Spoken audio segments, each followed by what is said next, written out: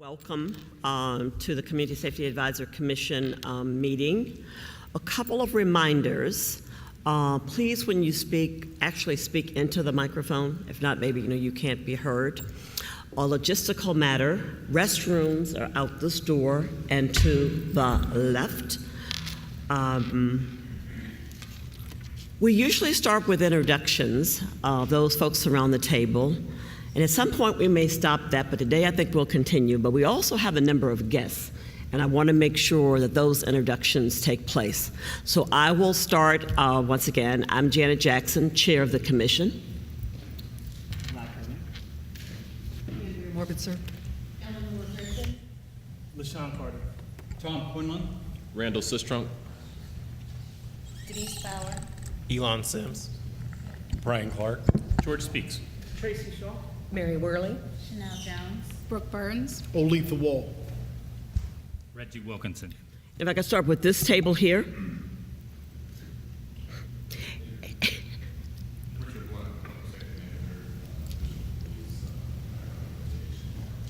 And I may need to have you speak up so everyone can hear, please. Miranda Ballmer, HR Manager for the Division of Police. Mayor Joe Schrader, Parks Police. Mayor Bob Peter, Columbus Police. Mark Gramlich, Columbus Department of Public Safety. Amy DeLong, Civil Service Director. Liz Reeb, Civil Service. Ahmed Ali, Community Liaison, Franklin County Sheriff's Office. Laura Berger, DSS. We'll come back to our three presenters. Here. John Oswald, Columbus City Council. Kate Bishani, Director of Public Safety. Doug Sarf, HR Officer, Department of Public Safety. Tierra Ross, City Attorney's Office. And I don't see any individuals in what I would call the galley. We're going to come back to the introduction of the speakers. Director Pettis is on his way, and he wanted to specifically make a welcome today, and I'm sure we'll include our speakers. So thank you. So moving on to the business, your minutes were distributed, I think, after you arrived. Is it someone prepared to make a motion to approve the minutes? So moved. Second? Second. All in favor of approving the minutes, please raise your hand. Any opposition? Thank you. Before we go into the introduction of this meeting structure, I wanted to take a moment and to share an experience that I had just last evening. So I was invited by Dr. Chanel Jones to attend the private screening of an unfinished documentary, Change Starts With You. I have to admit, when the invitation came and it said Tuesday, July 10th, I'm thinking there goes another golf date on a Tuesday that I'm not going to be able to golf. But I did the right thing as your commission, and I went, and I'm so glad that I did. I must admit that as the film previewed, I remembered some of why it was created, just from newspaper articles, but I wasn't sure. So I will tell you, so let's to remind you, Governor Kasich at some point would have created a task force of 24 people. It was co-chaired by Senator Naina Turner out of Cleveland and John Bourne, who I believe is the director of the Ohio Department of Public Safety. Am I correct? I know that there were 24 members of that task force. They had at least 4 hearings, and the one thing that I got from the film was that there was a consensus of the folks at the hearings that they wanted to be safe, that was the number one thing of folks. I then learned that after the task force, I guess the governor appointed a 12-person collaborative, and one of the results of that work is that they came up with a list of standards that needed to be adopted by all police departments. Chanel, how many standards are there? 24 standards? I mean, the one that I remember them talking about, they didn't go through all 24, is that all departments must now keep data, and that wasn't true before. And then after some of that background, we heard from different departments around the state, and certainly they were smaller communities. Medina was one, Miami Township, was another, but you actually had the chance to see local law enforcement officials or officers working with citizens. And you could begin to see that building of trust. I don't remember which community it was, but one of them, for example, had a cops barbecue. There was a gentleman, he is a member of the Ohio State Highway Patrol. He has a program called Books with Badges, where he gets volunteers, not just from the patrol, but I think almost anyone in a uniform, to come into various schools. And I guess that the thing that was throughout the film is what's on this shirt. Change starts here. That it starts with each and every one of us, that we need to sort of stop their finger pointing, and that we all need to come to the table in every community. I was really impressed by the film, and it was just their first one. I had heard of this local company before, Warhol Wall Street, so some of you may have. Christopher Jones was there last night. Christopher had just gotten out of the hospital, but he wanted to come see. There will be others. I know at the end they said it would be uploaded to YouTube, but I will definitely want to talk with the kind of the steering committee of this group, because I think the film runs about an hour, or not quite, pardon? 45 minutes, that without all of the other speakers who were there, it might be just good for us to see it. I left there very hopeful, and I would even say uplifted by what I saw. I was disappointed that I didn't see urban communities really represented in the film, but we might get there at some point. So I just wanted to share that with you, and I hope to be able to bring it back to you, the actual film. And if you have a chance, I don't think it's scheduled to be shown anywhere now. No, okay. But I think we should have the opportunity to see it. Director Pettis, welcome. I understand that you wanted to bring sort of a welcome to us today, and I don't know if you were going to introduce some of our presenters. I did not do that. We went around the room, and I specifically held that group back. But please bring a welcome to us today. Thank you, Chair Jackson. I just wanted to bring the welcome and introduce our police department and our Office of Diversity and Inclusion, who we have is about the entire hiring process. Also have representatives Mark Gramlich from my office, who will be able to share with you the process of me making appointments and what happens before he brings all of the summaries and information to me, as well as what happens after I make my decision, either a conditional offer or an ANA, not appointed, as he put it, appeared and not appointed. I believe there's a psych exam and a stress test that occurs after I make my decision. So even after I indicate a conditional offer, individuals still may not make it in, but there's no reason to come back to me if they didn't pass the psychological exam or the stress test, as an example. The overview I wanted to give is the mayor's charge to me when he appointed me. Obviously, the mayor and I had a relationship when he was the public safety chair, and then he became the president of city council. I was the fire chief for 10 years, and I was very passionate about my efforts to improve diversity, our recruitment efforts in the Division of Fire. And I looked at a number of different variables, and to oversimplify it, I noticed that more than half of those, and I made these recommendations for 10 years, and over half of them, the individuals were already firefighters and already paramedics. And so I was able to share a lot of that 10-year experience with the mayor. I researched as the past president of the Metropolitan Fire Chiefs Association, which is an international association of big fire departments across the country and around the world. And so I noticed some similar patterns in all of our big cities in America, that the fire departments lack diversity. In fact, in my research, I found that police departments across the country in big cities have, on average, twice the diversity of the fire departments. So they've been doing better, but neither one's been doing as much as we need to be doing. And so I was delighted to have the partnership of the Office in Diversity and Inclusion, because the way that I saw it is that we need both short-term and long-term strategies. The mayor agrees. Long-term, he wants public safety to reflect the makeup of our community. From the mayor's perspective, everything's on the table.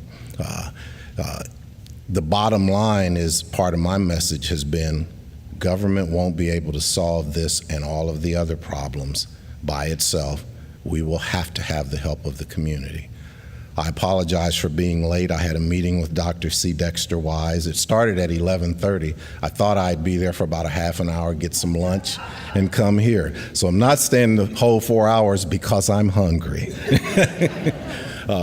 But I've been reaching out to the community. We do have support. I've convinced the community that they have to be stakeholders. They have to help us. The mayor agreed with that. I think that's why you're here. And it's important help. And the mayor has said everything is on the table. I'm very pleased with police. They've been doing a lot of great things, but they have to have our help. I'm very pleased with Deputy Chief Quinlan, who has worked with his department. He has information. They've put together a very strategic plan, along with the help of the Office of Diversity and Inclusion, Randall Sistrunk, and I appreciate their help. I've taken it upon myself to reach out to the clergy. I told Dr. Wise, you have a congregation, and he, along with other members of the clergy, they have a network that can help us. Part of that long-term strategy are young people. And I let them know that we need to stop demonizing our police departments. Why would young people want to become police officers with the images and the things that they hear about our departments? And so he's very receptive to that. And so we're trying to, some of the things we're trying to do is present the positive, the real things that are going on, the good things in our community. So we all have to have a role in this. But I wanted you to hear from police, recruitment, the things they're already doing, the great things they're already doing, but we needed to put it in a strategic format as to what we would do going forward, because the mayor's charge to me, the Office of Diversity and Inclusion, and to both the police chief and fire chief, is he wants a strategic plan that outlines how we're going to double diversity in both police and fire.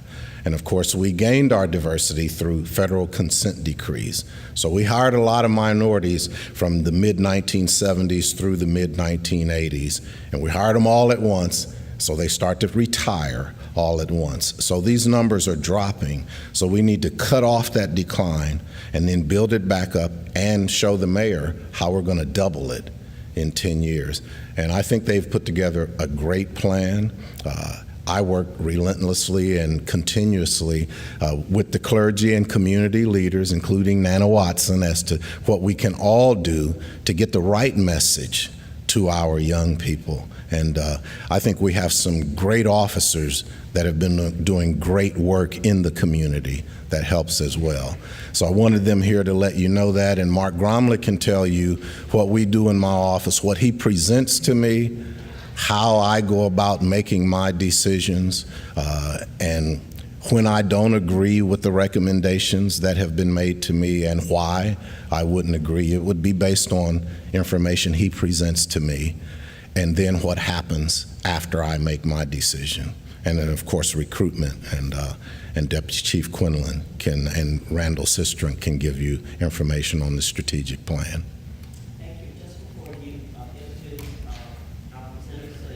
Let me remind the commission members, you received an email from Brian Clark on the 9th, and it sort of laid out how we're going to, operate today. So we will have 2 informational sessions back to back, the CPD Recruitment Division and the Diversity Recruitment Draft Plan, and we'll then have a break, and we are then going to break up into smaller groups and have robust conversations amongst ourselves on these topics. And am I missing anything, Brian?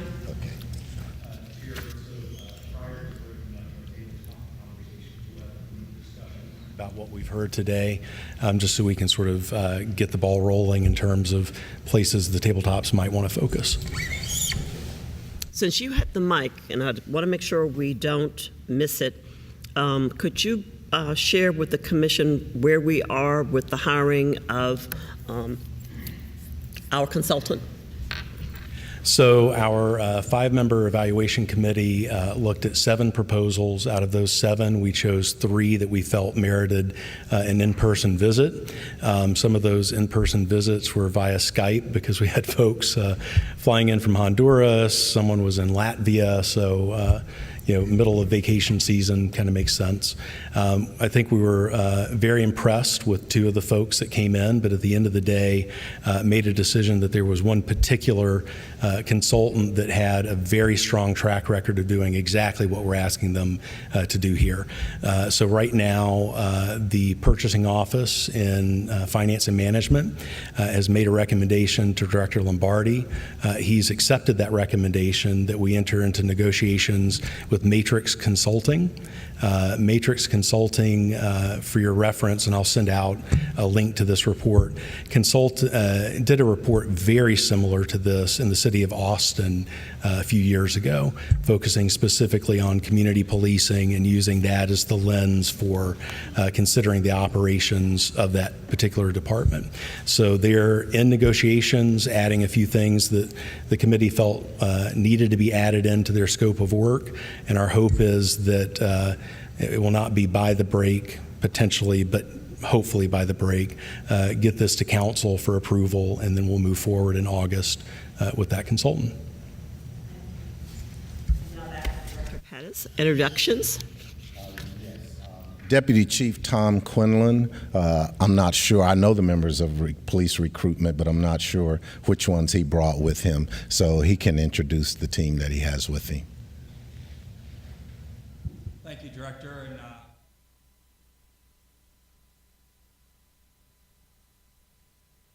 Dr. Jones for inviting our chair to the documentary, because it led a perfect segue into what we're going to talk about tonight. A lot of the examples she used really centered on one thing: relationships. And that's exactly where we're going tonight in the conversation. So we're going to give you 2 different presentations tonight. One of them is going to be on our recruiting as it stands today and where it's been in the past. And then we're going to, that will be with my recruiting unit. And then Office of Diversity and Inclusion, Randall Sistrunk, and I will give you the strategic plan that we are proposing to discuss with the mayor today. So that's kind of the format of what we're going to do. Can everyone hear me okay? I wanted to walk around and kind of interact a little bit, but because of the technology set up here, I'm kind of stuck right here to the mic. So hopefully everything goes well with that.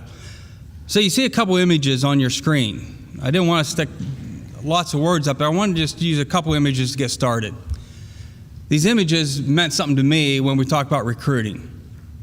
The one on this side here, the animated drawing, is what we're going to talk about when we discuss what we're doing now. And the one on the right is a picture of a Explorer program that we had throughout the state at our academy, a competition a while back, just a picture of everyone getting together. So the one with the magnet there, basically what that's kind of representing to me is what we're doing now. And it's kind of blindly trying to pick people out of a pool of the community and encourage them to join the police department and give them information about joining and let them go from there on their decision if they want to become a member of the Division of Police. And the picture of the Explorers are faces, are real people, are relationships. You have a face with a name. That's where we're trying to head in our recruiting effort. So with that in mind, let me pull this presentation up. My recruiting staff, 3 of the 5 are here tonight. We're missing Officer Jason Jackson and Joel Westbrook, but we have the leadership of Sergeant Christopher Smith Hughes is the unit sergeant, and he oversees all the operations of the recruiting unit. Make sure you come out so everyone can see you here. Officer Will James and Officer Diane Yandrich. And these are, which we're going to cover here in a minute, brand new to the unit. The whole unit is new, and we're going to talk about that briefly. But what I wanted to do a little bit, since we're talking about what we're doing now and what we've been doing, and then a little bit later on talk about where we're headed with the strategy for recruiting, I decided to kind of just present it in what's called a SWOT analysis: strengths, weaknesses, opportunities, and threats. So that's how we're going to do it. I just put a picture up here. We are at the Arnold every year, and that again goes back to relationships. It's very expensive to have a booth at the Arnold, especially right outside the main door, right in the highest traffic area. Because of the relationship we've developed with Arnold's team and Jim Larimer and others, they have been generous enough to give police and fire a free booth right there so we can talk to tens of thousands of people that come through there. And it's a very successful event for us. And as you can see, Governor Schwarzenegger paid us a visit. So before I get into what we're doing here, I'm going to try to break free a little bit from this podium. What I want to do is ask the commission. You guys have been so admirable in listening and absorbing all the information that everyone's throwing out at you. There's a lot of ideas out there that people have on recruiting. So before we get started, I just kind of want to throw out a opportunity for you to throw out some of your ideas, how you think police recruiting should resemble in our community, what it should look like. And then we can also tailor it to, okay, with that in mind, here's what we're doing that fits that. And then other things are, here's what we can do, here's how we can do that if we get X, Y, and Z in place. So just open it up to the commission. Anybody have any thoughts or anything that they want to offer? Because I know you've waited patiently to talk. Anything that you'd like to offer as far as recruiting ideas for policing? What's on your mind? Sir. I'm told that if you really want to be successful with recruiting, you need to start at working with kids in the middle school. Because if you don't, then you run the risk of folks that might be potential candidates getting substance abuse involved in street gangs and other kinds of diversionary processes that won't be helpful for them. Is that correct, or does that make sense for you? You are 100% correct. In fact, the meeting Randall and I had with the mayor today, he even said kindergarten, first, second, third grade, because when you go into first, second, third grade, hey, what do you want to be when you grow up? I want to be a police officer. I want to be a firefighter. By fifth, sixth, seventh grade, what do you want to be? I don't want to do that. So we're starting to lose them. So he's even suggesting earlier, you'll be really very pleased with our strategy when we present our strategy of what we're doing, because we're doing exactly what you're thinking of. Precisely that. We're starting to work backwards and start interacting and building relationships in the beginning of their formative years to have a better chance of appealing to them as a career field, as a service opportunity when they get to the age they're qualified to apply for the police. Thank you. Anything else? Sir.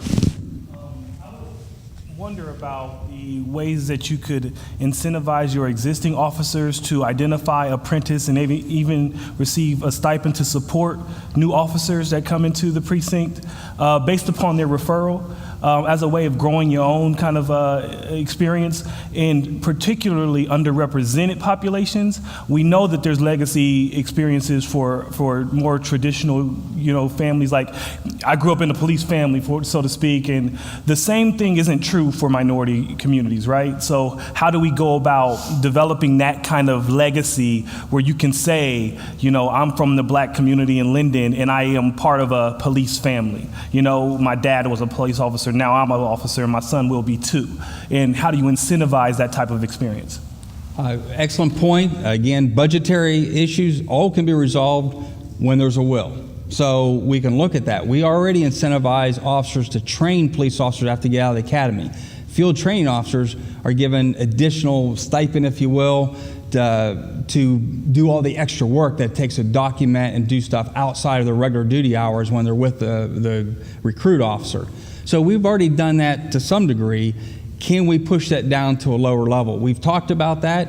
The recruiting staff is going to tell you that we go to every single roll call and we push this communication message out that every single officer in the division is a recruiter.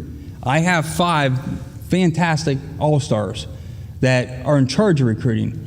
But we also do, after debriefs, Miranda back here in the back will go and talk to classes after every single class, say, what brought you to the Columbus Police Academy? Was it a recruiter that brought you in the door?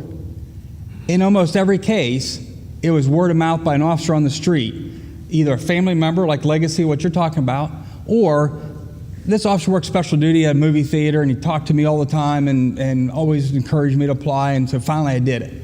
So it's the officers on the street and the interactions that matter. And so we're going to talk about that tonight. So excellent point. You're right on target. Yes, ma'am. So I want to add to that. Director Pettis mentioned that there are a number of retirements that are coming up. I'm actually going to one on Sunday. He's been with the department. He's still, from my perspective, very young. How can you use your retirees, your recent retirees, to help you with this process? I know that there have been a number and there will be in the next couple of years. And so if you could start working with them before they leave to become officers or former officers who will help us in this process. That works really well if they're seen as elders in their community or seen as someone that a person in the target audience that we're looking for is going to relate to and take advice from, because they may not have another mentor in their life. So if we can get them involved in a mentor type program where they want to work with youth and the youth are receptive to that, that's fine. One of the things we're also encouraging doing, though, we're bringing in every newer officer that's young in tenure on the department and expose them to the idea of recruiting and how they can mentor youth. So we're trying to use some of the more youthful officers, if you will, to appeal to some of the more youth in the community. So we can look at it from both the avenues, but that is certainly something that we need to vet. Thank you. And I'm sorry, you had a question, ma'am. I don't know how difficult it would be to establish on-duty time where the officers would be permitted to volunteer in a capacity with possibly a softer uniform, and that they really get into those grassroots types of groups, children's groups, young people's groups, or other social service agencies to have an active relationship with folks. Very good point. We do allow officers to do some basketball camps and stuff, or go play at a Boys and Girls Club, some basketball, or read to students, mentor students. We have several people who actually go into schools and mentor. We have coaches. So we have a lot of interaction. That's one of the things I think that Columbus does really well. Most people don't realize we do over 3,000 community engagement opportunities a year. It's usually between 290 and 325 per month, where we're actually having someone out in the community interacting with members of the community. A lot of them tend to be my age or older, just because of block watch groups and other things. We're working on ways to push that down to the target audiences that we're looking at, the grade schools, middle schools, high schools. We run a TAPS program, and that's on duty time, and they go into the schools for a couple hours and actually do a pretty broad program. They're going to mention the TAPS program to you, Teen and Police Service Academy. So there's a lot of things that we do along those lines. There's some Fair Labor Standards Act issues that we have to be careful of. There's just a few things to work around. But we do promote the idea of community engagement, positive interaction, and volunteerism in the division. Matter of fact, every recruit that goes to the academy, Tracy, I can't remember the hours, I'm sorry, how many hours they must do so many volunteer hours? Yes, it's like 4 hours. Okay, but they have to go out in the community, and I remember one time they're at Children's Hospital and serving, at the Ronald McDonald House, I think, serving meals. They do community, every recruit goes to, we build volunteer ideas and volunteerism in them from the date they're hired. Thank you. Anything else? Yes, sir. Althea? So the other one was I was wondering about is how do you go about engaging special interest affinity groups? Looking at gender-specific groups that are in the community doing work. Maybe even have some individuals within those groups that are looking at a second career or even a change in direction. Is there a process for engaging in those gender-based or even special interest from a religious standpoint community groups that have a population that might be looking for alternatives to a profession? I appreciate that question, and we're actually going to bring that up with Randall and myself right on point, so we will be addressing that. So I appreciate if you just hang on so I don't walk on Randall's opportunity to speak. Thank you, though. Thea? So my question is, has there been any thought given to what the trauma that is in the African American community and how it's tied to the perception of the police department? I think Director Pettis mentioned demonization. So has there been any thought given to coming out in a different uniform, rebranding? Because I had the pleasure of meeting two officers at the Wedgwood Festival, and they were in like black t-shirts and black shorts, but they had their badges on. And it was very interesting because I stood back and I watched how many of the young people from Wedgwood gravitated toward the officers who were there in uniform, and how many were attracted to these two relatively young men, right? Or at least young in appearance. And I noticed that there was a distinct difference. And so that's my question, is whether or not there's been any consideration of when officers deploy, their ability to deploy out of traditional uniform and in something that would be a little less connected to some of the preconceived notions of what law enforcement. I'll address the policy issue here, but Officer James wants to speak to the concept that you have, which is we have tested this, so it's a good idea. So he'll speak to that. Yeah, I was one of the officers that went to the Wedgwood Festival, and Commander Highland, we had talked about an earlier event that we did in the Wedgwood community, and there was a lot of activity going on, but obviously it's hard to engage with the kids when you have a gun belt on and all this equipment that you're carrying around. So we had talked about coming in our athletic gear and being able to engage and just shooting a basketball that brought a crowd, you know. So that is something that we are actively looking to do, also to put ourselves on that level with the kids.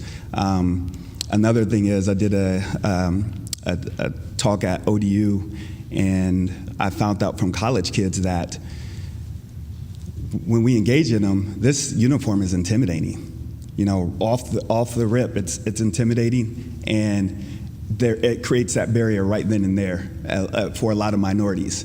And I know the kids, the students were talking about how I already know you're in charge. I'm already in this situation where I feel scared or afraid because you have this uniform on, you have this authority, and I don't need anything extra. I don't need you yelling at me. I don't need you, giving me any type of attitude. I'm already, shocked that I'm being stopped.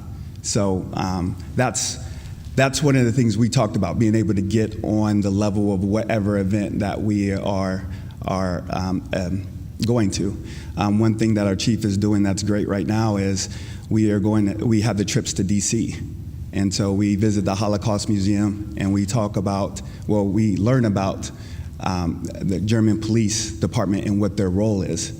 And then the next day we go to the African Heritage Museum, and we tie all that in to understand that, as police, we also have a moral obligation, to understand what is going on in the climate of our community. We talk about establishing trust and building the trust. And we have to understand that for a lot of minorities, the trust was never there.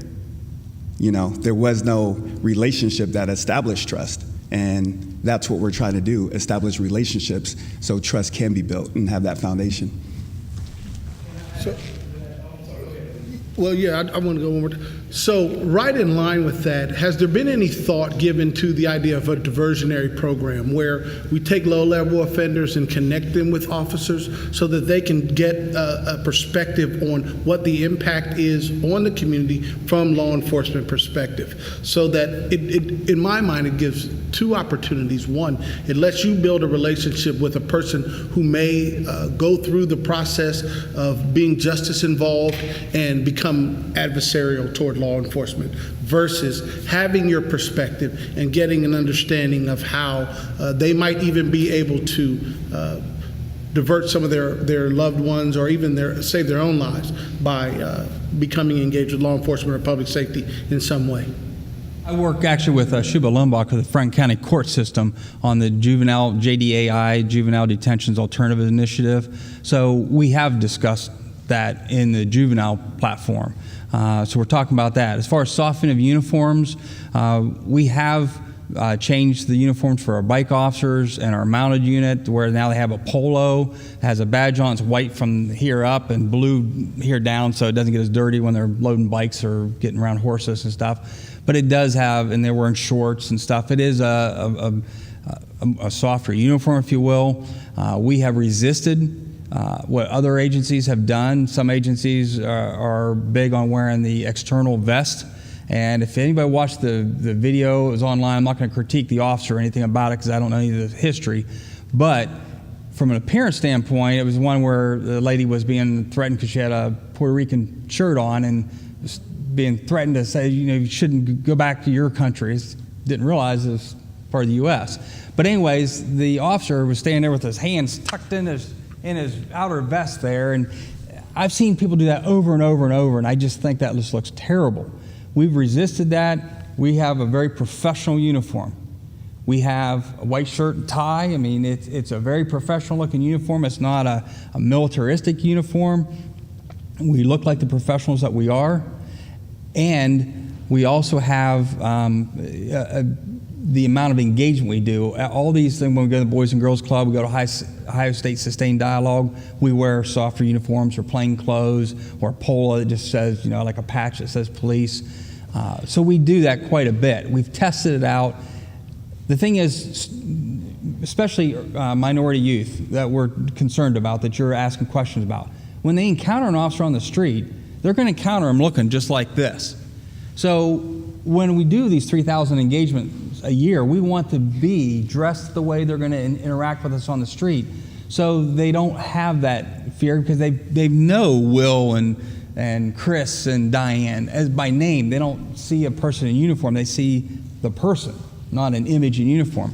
So we understand that's how they're going to interact with us on the street. So we try to keep that appearance when we do community engagement as well, to build some of that understanding. So with that in mind, we'll kind of circle back around any barriers that we have or any expectations you have at the end on that. I want to just give you a quick snapshot, a picture of where we currently are. Currently, it gives you a little bit of a picture of where we're at with male whites. About 86% of the officers are male white. The community is 62% male white. So that gives you just a little bit of a explanation on that. We have 10 to 11% black or African American officers.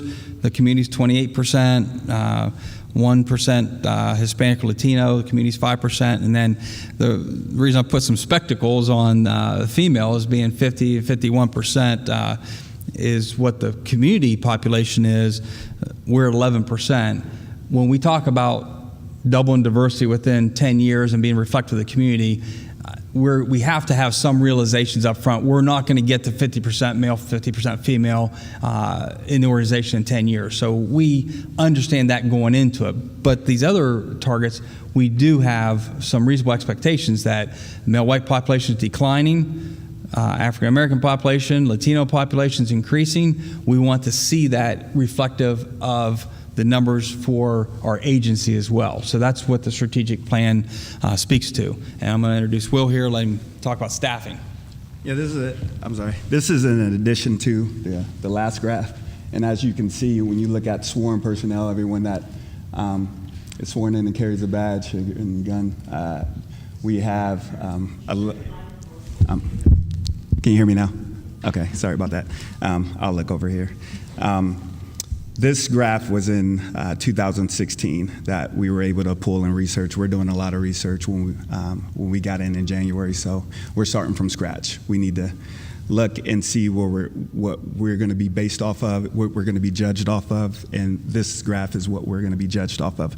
So in 2016, You see the graph shows 11% black, 1% Asian and Hispanic, and then when you go to the bottom of that first graph, you see we're 11% female. So in that 87% of sworn personnel in the green, when you go back up, that's not including female. So this graph below shows female representation.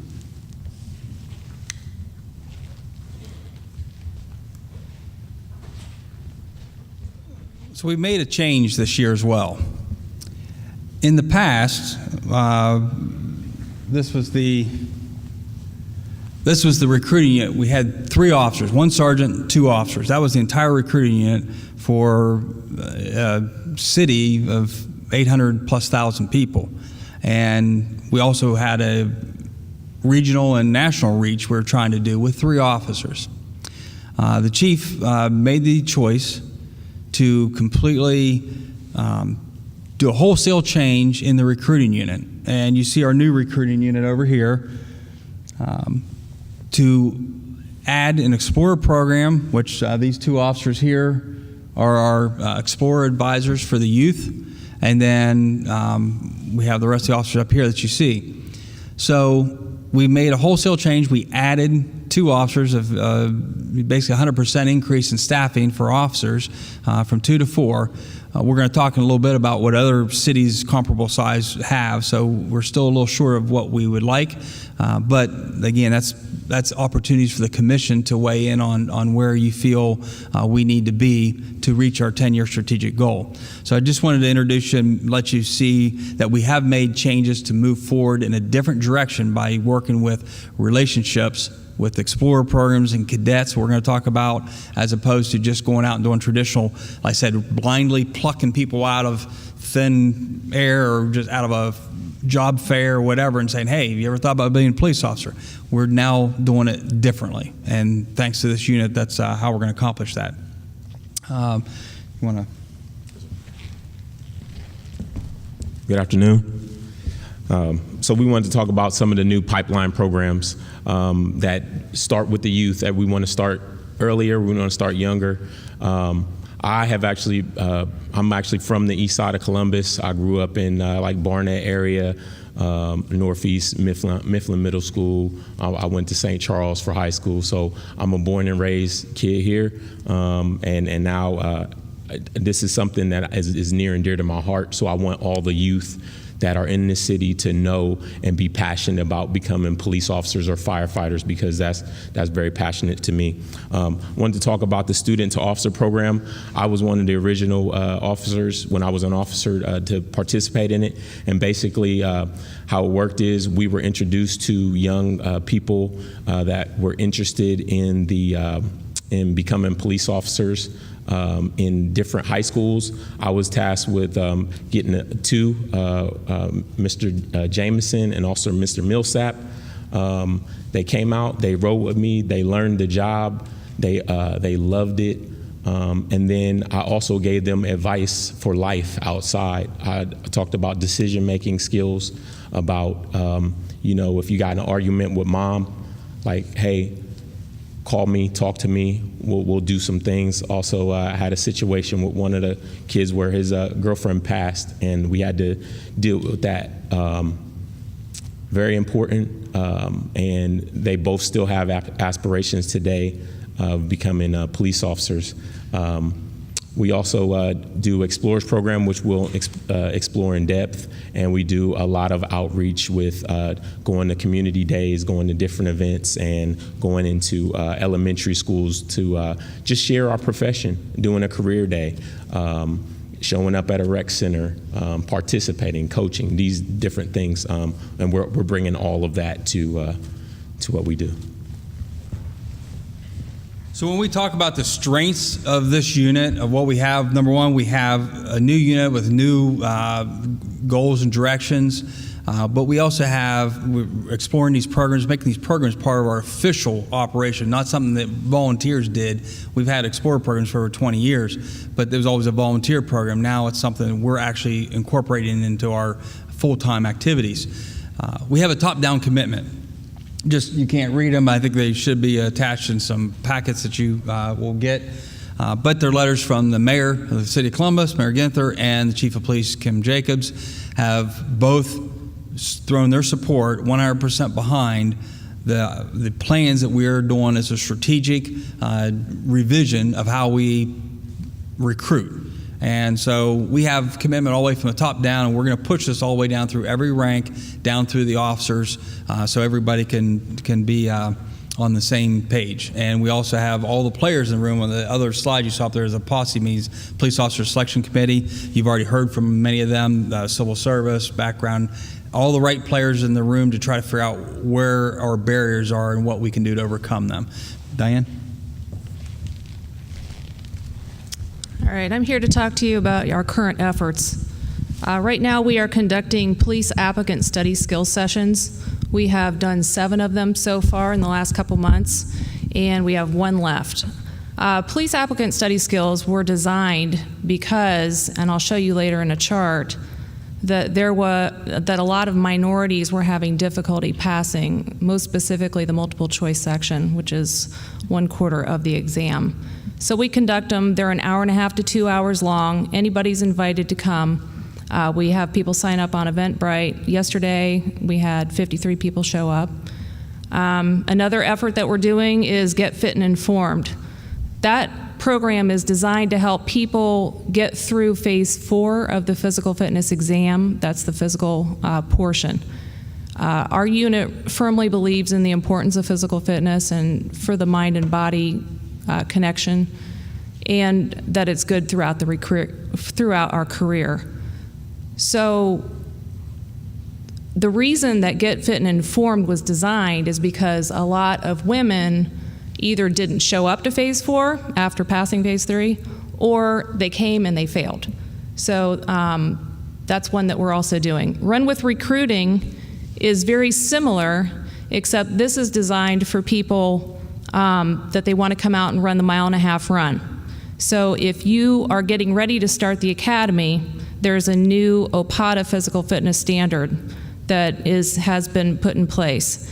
And if you don't pass that, you cannot go into the academy. So the people that have gone through all of the background, they've gotten their conditional offer from the director's office, they are invited to come out and run with us. We also actually held a community one, and it was, we like to call it a beautiful mistake because we didn't mean for it to happen. I didn't know. But we invited the community out as well, and it turned into a great event. Another thing that we do, quarterly, we have diversity recruiting council meetings. These were designed to help people in the community give their ideas, and for us, just like we're doing now, to talk about some of our efforts.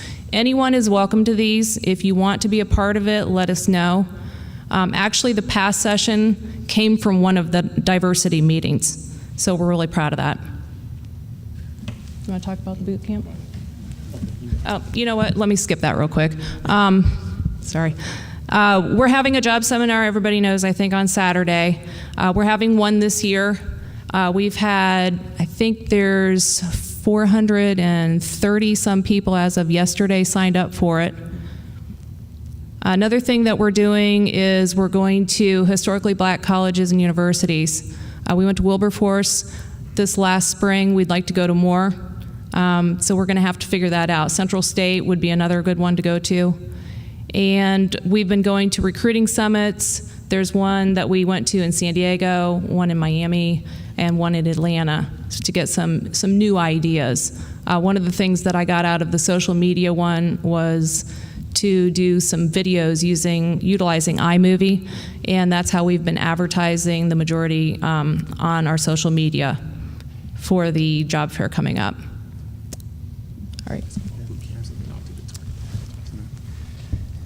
So in the middle, you can see basketball boot camps, and the basketball boot camps were started by the CPD basketball team in 2007, 2008. Myself and Sergeant Christopher Smith Hughes, we created our basketball team and start traveling, doing Ohio Police and Fire games and playing charity games.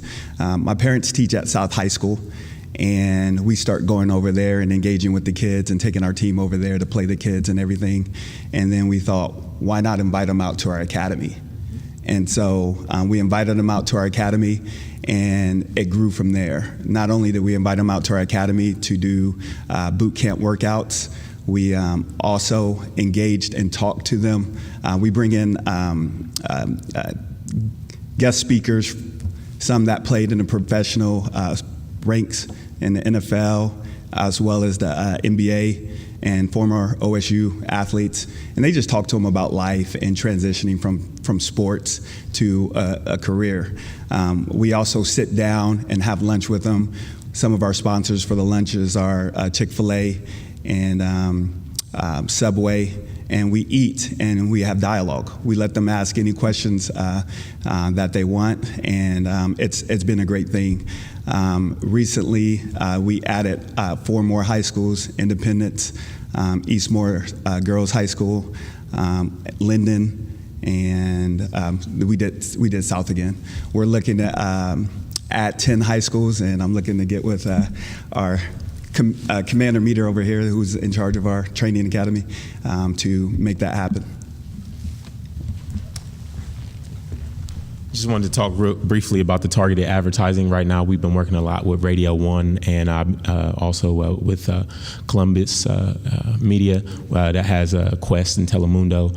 We've been doing some targeted advertising, just geofencing, making sure that we're hitting specific zip codes to make sure that the target audience is being recruited. Thank you.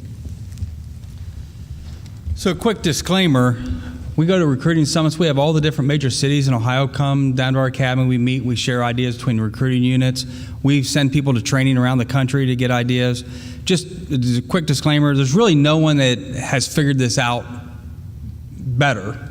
I mean, there's people doing well, but no one's really figured out better. So that's why we rely on the commission, we rely on other outside ideas, because everyone and every agency in the country is struggling with the same issues of trying to make sure that their agency is representative of the community. So we've talked about strengths, a few weaknesses, staffing levels. I'll give you a quick overview on recruiting staffing levels, where they're, what the size of the units are.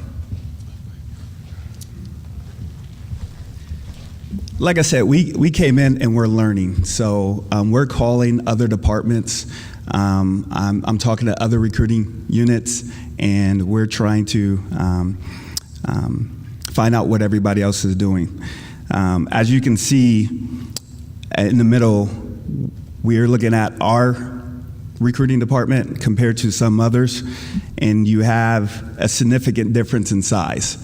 And when you have that increase in numbers, you can engage more, you can get out there more, and you can make contact. That contact, build those relationships that we're talking about. At the bottom, there is a study done, and it's on governing. You can find the study on governing.com, and it shows the population. So the population of Columbus, and then you have the demographics as far as minorities, and then you have the demographics of your police department, and then that's where you get a difference. So here we're looking at 44% minority population for the city, and then 13% minority population for the division, so we get this negative 31% difference. And as you can see, Atlanta, San Francisco, New Orleans, and Miami are all doing tremendously better. Now, some of these have a higher minority population, but we know we can do better. When we talk about budget, again, we do exceptionally well with the staff we have, and we appreciate what we have. So when we recognize what other agencies are doing, this is where places what we could do if we had more, but we also are realistic. Resources are what they are. We do everything we can with the group that we have. So that works well. There's a little bit of advertising budget. I'll let Sergeant Smith Hughes kind of cover a little bit of what we spent on advertising and kind of where we advertise, just so you have a feel that we are reaching internationally.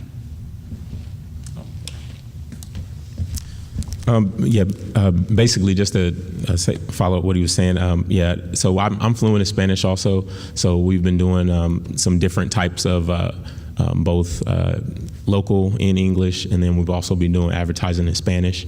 And then we're continuing to reach out to minority communities and just attend meetings and have different conversations. So. Again, this is a guide, the Stars and Stripes transition guide. Is every active military person is getting out of the military has to go through this transition program and to civilian workforce. And this is a guide that's published throughout the entire world, all through the Pacific, all through the Middle East, everywhere for our U.S. service members. And so you can see we advertise in this. It was an expensive advertisement. We can't really show there's a huge return on that investment. So again, those are things we have to think about when we have a limited advertising budget where we're going to spend our money. Well, Blue Jackets, Cavaliers, and is it Browns? The stadium programs, we advertise in those. Here's a full-page ad they gave us. I don't think we really negotiated this. They just gave us the premium spot, may not be today, but back when we advertised, LeBron James was the featured person they're looking at. We had the offsetting page, opposing page, full page ad. So we do spend a lot of time and a lot of effort and money on advertising. Our comparison, our budget, though, again, just shows what people are spending to recruit. If Officer James wants to mention that. Yeah, again, calling other departments, finding out what they're spending. As you can see, Dallas PD, they're spending $75,000 just for advertising alone, $62,000 for travel budget, and you have skip down to San Diego PD, they're spending $500,000 on a marketing firm, and you have Jacksonville PD that's spending $50,000 just on a recruiting video alone. So. Again, another weakness that we have in the process is processing time. When somebody wants a job, they're looking for a job today, tomorrow, next week. They graduate college, whatever. They get out of high school and they get to be 21. They want to apply.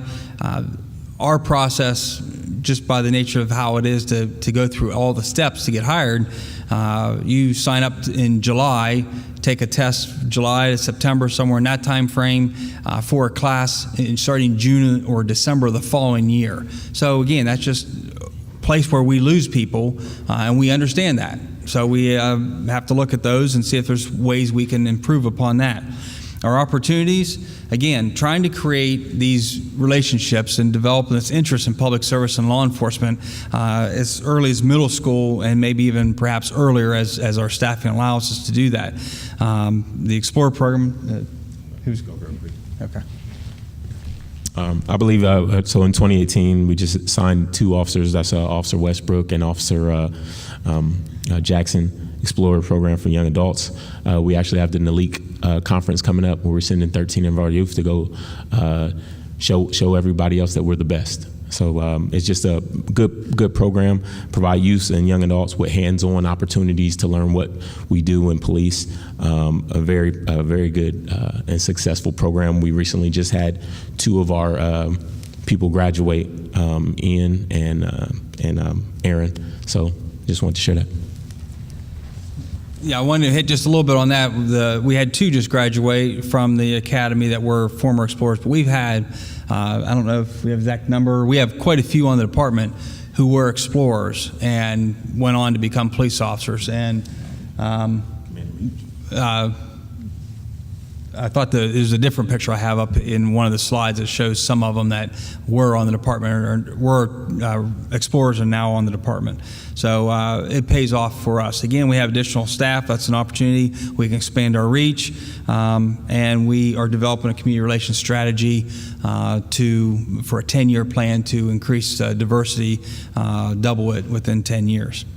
The recruiting activities that we do, you kind of see that we cover a pretty broad gamut of college, military, high school, recreation, pools, the Arnold. We go to all the community events. We have a big outreach. We're always present and trying to make opportunities for people that are interested known to them so they know how to contact us.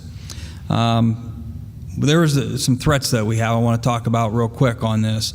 The no-show rates and the fitness failure rates, we kind of talked about that just a little bit, but this is the area that is really impacts us the most when we say we get so many people showing up or applying to come to an expo, 450 some. We usually have about a 50% show rate. Same thing on the test. So that's what this chart will show. Diane, do you want to kind of, it's an old busy chart, but she'll kind of walk you through it.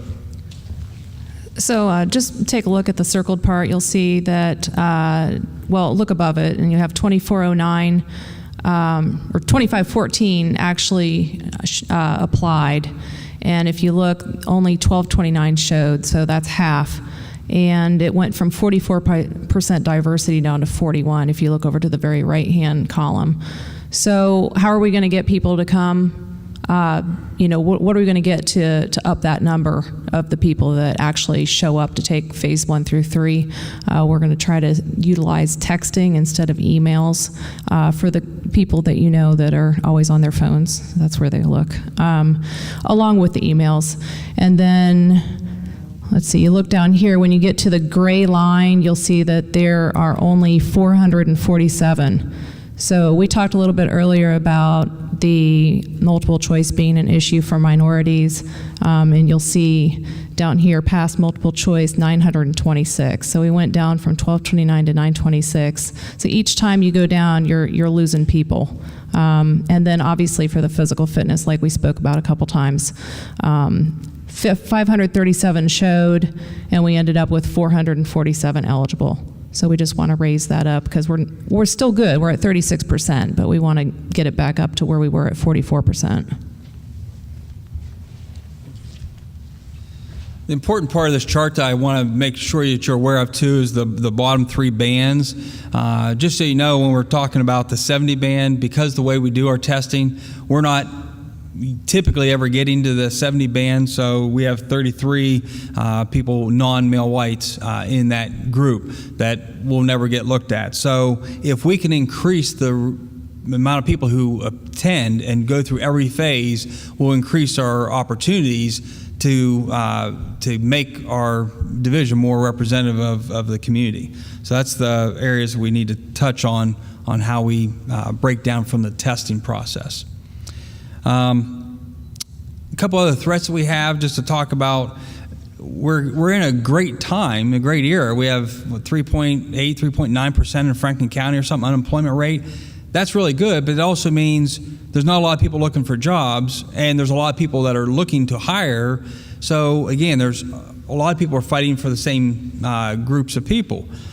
Obesity rates. I hate to bring that up as far in this context. However, we know nationally that there is a large childhood obesity rate, a large obesity rate in general, and we know that there's the standards to get through the state test. Just to walk in the door, you have to meet a certain standard for push-ups, sit-ups, core strength, basically, running ability.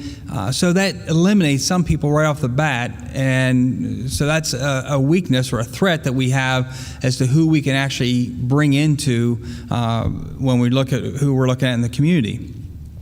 Trust, that's a thing we also have to deal with. That's why we do so many community events.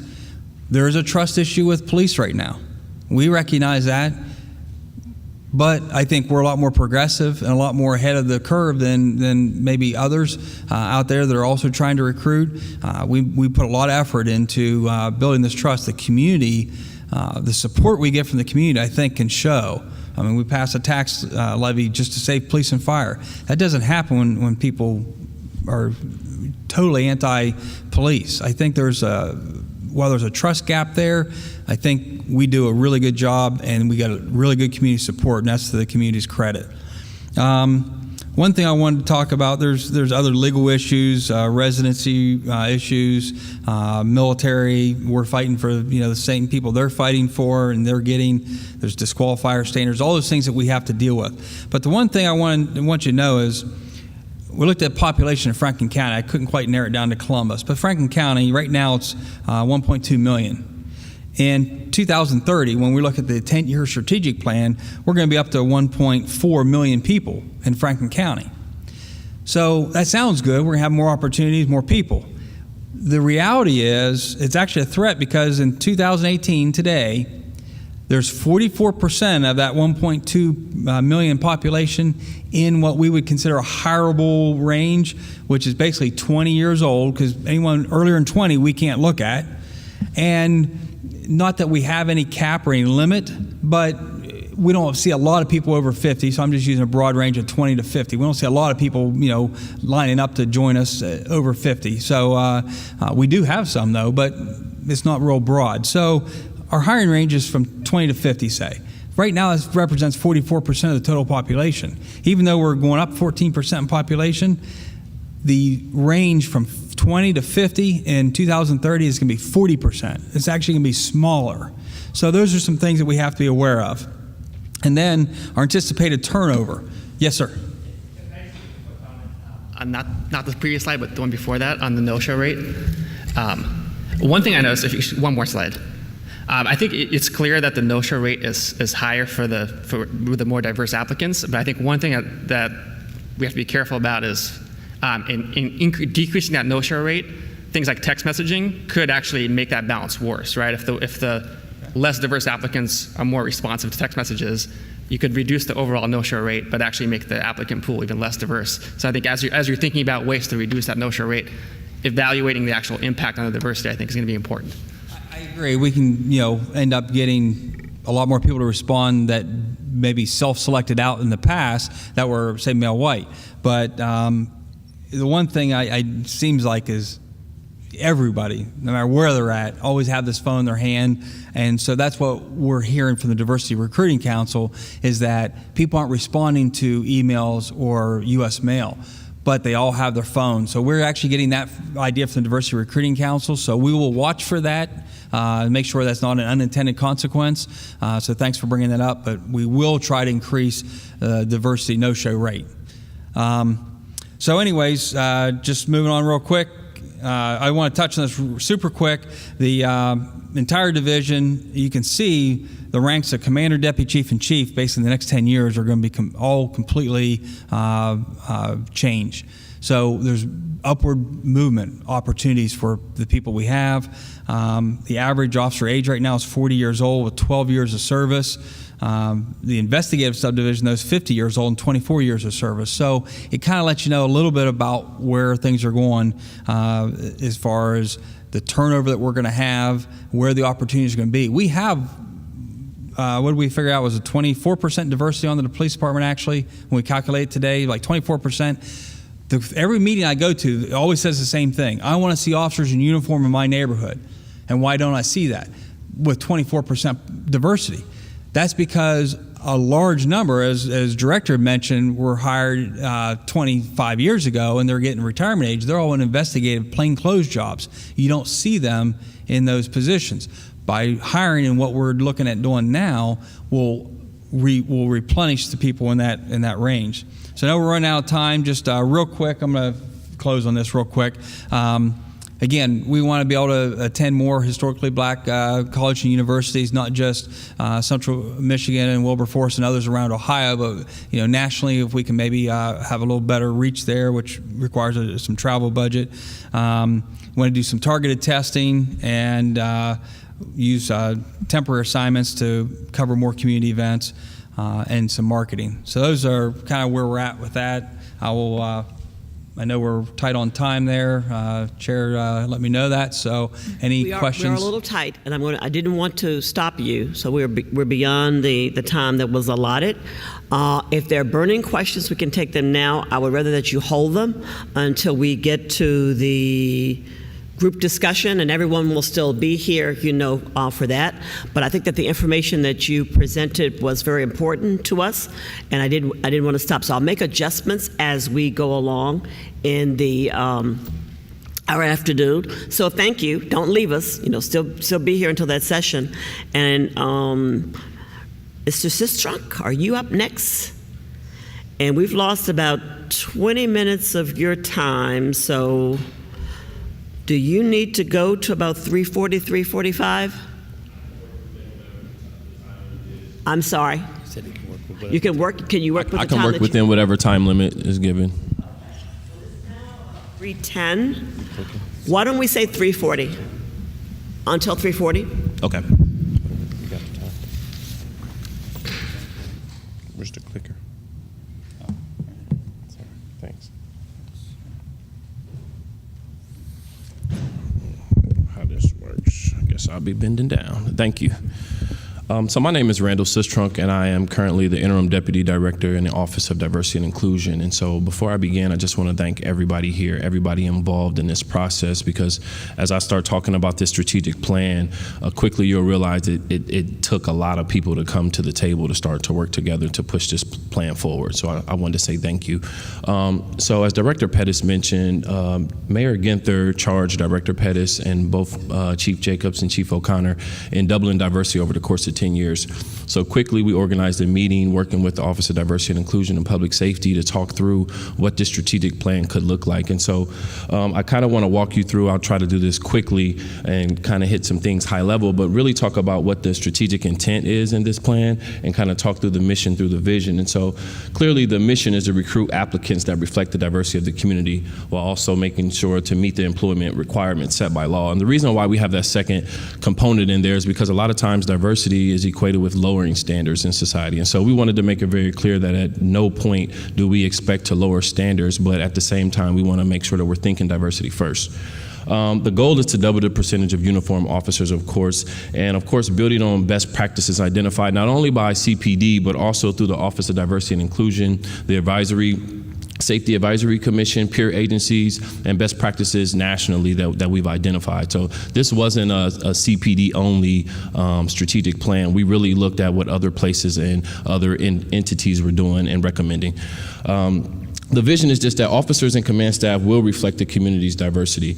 As Deputy Chief Quinlan spoke earlier, we are at about 24% of minorities within the police officer classification, and about 76% are white males. And so we know that we definitely have some work to do. However, I think as you see the plan, you'll see that we kind of, we have a really solid plan that for the course of 10 years, I think that we will be able to achieve this goal. And so they kind of, well, I guess they've talked about this and I've talked about this, so I'll click through this slide. So what we want to talk about is how we're shifting from an engagement model in the strategic plan to a relationship model. And so with the engagement model, did you want to speak on this? Or you want me to? So with the engagement model, what we've seen in recent years is that you'll see a police officer at an event and he'll hand you a flyer and he'll say, hey, are you interested in becoming a police officer? These are all the great benefits. Here, give us a call. What we want to do is move closer to the relationship model. And what that relationship model consists of is building a relationship. So we talked about working with children while they're in middle school. Mayor Ginther mentioned this morning to potentially work with children while they're in elementary. And so it's really about building a relationship up until the point that we're able to actually hire this individual. And so that's really where this strategic plan is working toward and also focused on. And so I'm just going to touch on a few of the elements within the strategic plan. And so element one is, before we can move forward, we have to really identify where we're at. So I think it's really critical that we do an assessment of our current efforts and identify, okay, what's working and what's not working. And let's have a real serious conversation with ourselves to determine how we should potentially move forward. And so I was happy to hear that we're looking to hire a consultant who probably is going to help us in this area, so this might not be as heavy lifting as we had expected, but we want to continue to develop and prioritize successful efforts. I think that the recruitment team, old and new, are doing a great job, and I know that Officer Chris Smith-Hughes, he was really humble, really quiet up here, but this guy and his team, since working with our office and coming on board and working under the leadership of Deputy Chief Quinlan, have really taken off. I mean, a lot of the great ideas that you're generating out of this office is a lot of new creative things that we're really looking to do as we talk about being innovative and creative. So revise and eliminate less productive strategies. So as we talk about budgeting costs and we talk about the different things that may become potential barriers or currently be potential barriers, I think really being strategic in how we align our resources and where we put our effort with a group of 5 or 6 officers, I think is really critical and important. And pilot and test new innovative strategies. So Mayor Ginther's premise is don't be afraid to fail. We need to get out here and do something creative, even if it's bold and disruptive. We want to get out here and we want to look at this work differently and approach it differently. And so harness the power of current officers to each be a recruiter. And so when you talk about changing a culture within the division, we want to change that culture and shift it to let every officer understand it's not just on the recruiting unit to become recruiters for the Division of Police. It's on every officer to talk about the benefits and the highlights and the great things that come with being an officer for the city of Columbus.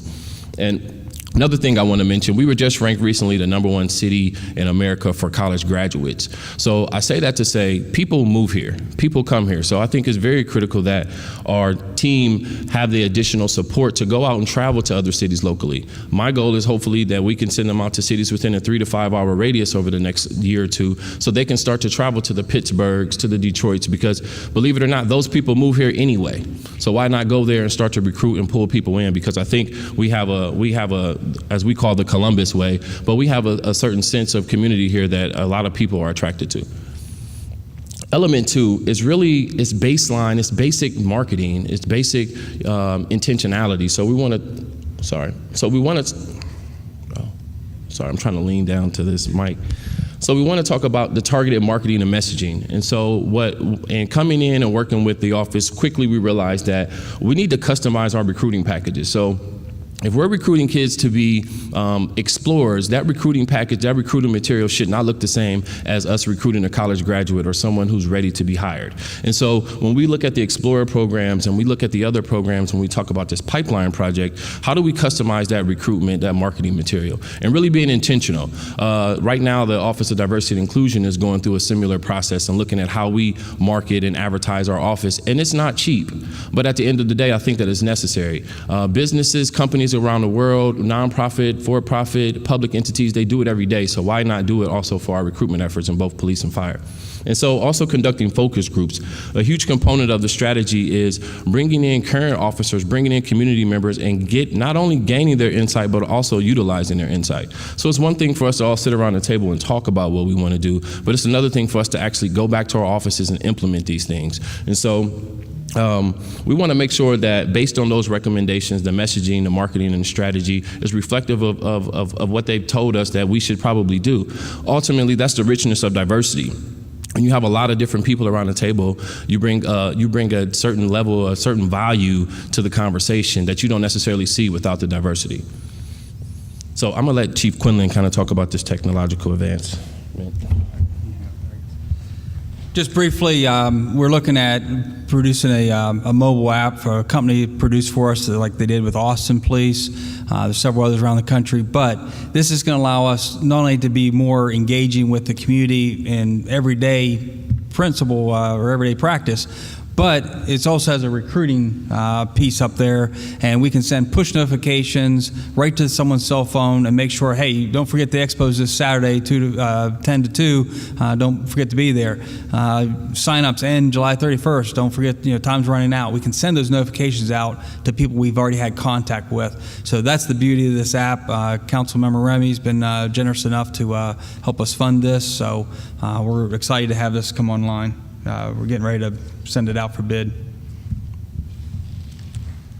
So I'll briefly touch on this because we've kind of mentioned it earlier. So as we look at the customized messaging focus with Columbus City Schools, the reason why we want to focus with Columbus City Schools is it's a priority of ours to focus on ours, if that makes any sense. We have a lot of kids coming through Columbus City Schools, a lot of diversity in Columbus City Schools, so we thought it made sense to start there. And so in working with Columbus City Schools, we want to talk about all 4 or 5 different levels of programming, but at the same time, we also want to make sure that we have consistent messaging. And so whether you're Explorer or in a youth program or you're in an adult recruiting program, there needs to be some key consistent messaging all the way through to make sure that as we make that initial point of contact when you're in the 6th grade, that you understand and as you graduate and become a cadet at the age of 20 or 21, that those things are stick in your brain. You know what they are. It doesn't change as we recruit through every level of the process. And so directly connecting community trust building and diversity recruiting efforts. So as we mentioned earlier, a huge component of the strategy is gathering the community input. I think that we are at a pivotal point in society right now where a lot of communities, especially urban communities, are upset. They're upset, they're afraid, they're unsure of what to think about their police officers and their safety forces. And so it's critical that we have them at the table. It's critical that we have youth at the table, that they have a voice as we start to talk about how we approach some of these things. And so we want to not only gather the community input, but we also will look to change the layout of the Diversity Recruiting Council. So they talked earlier about the Diversity Recruiting Council. With the new strategic approach, we plan to invite 8 to 10 community leaders and organizations to actually sit on the Recruiting Council committee. And these 8 to 10 community members, hold on, I got a cheat sheet. So these 8 to 10 community members will be people who have expertise and a sincere interest in building bridges and relationships between the police department and minority groups. And this council, not only will it create a platform for community members to provide insight to recruiting and strategy implementation, but they'll also be able to not only help with resources, but also identifying and recruiting minority candidates. So this is a call to action to the community to come have a seat at the table and help us to identify and mentor and cultivate potential applicants. And so when I say that, for example, if we have First Church of God refer us five potential candidates, our expectation of First Church and God is to come and have a seat at the table and help us to mentor this individual. If this individual doesn't have a ride to the Get Fit and Informed sessions, can you help him get a ride? If this individual misses one of our study sessions, can you call them and hold them accountable? And so this is a way for the community to come sit at the table, not only refer people, but mentor and support people throughout the entire process. As we know, with both police and fire, sometimes that process can be 9 months, a year, 2 years. And so we need to make sure that not just through technology, but through interpersonal communication, that we're supporting these people throughout the whole process. And so another thing that the Office of Diversity and Inclusion is going to work with the Division of Police on is creating a robust network of diversity partners. And so we've already started to create that list, but I think that it's critical that we can help to initiate conversation and contact with these entities so that the recruiting unit, they can go and have relationships and build relationships with these entities to help us to recruit and retain diverse talent. So removing barriers, am I good on time? Where am I?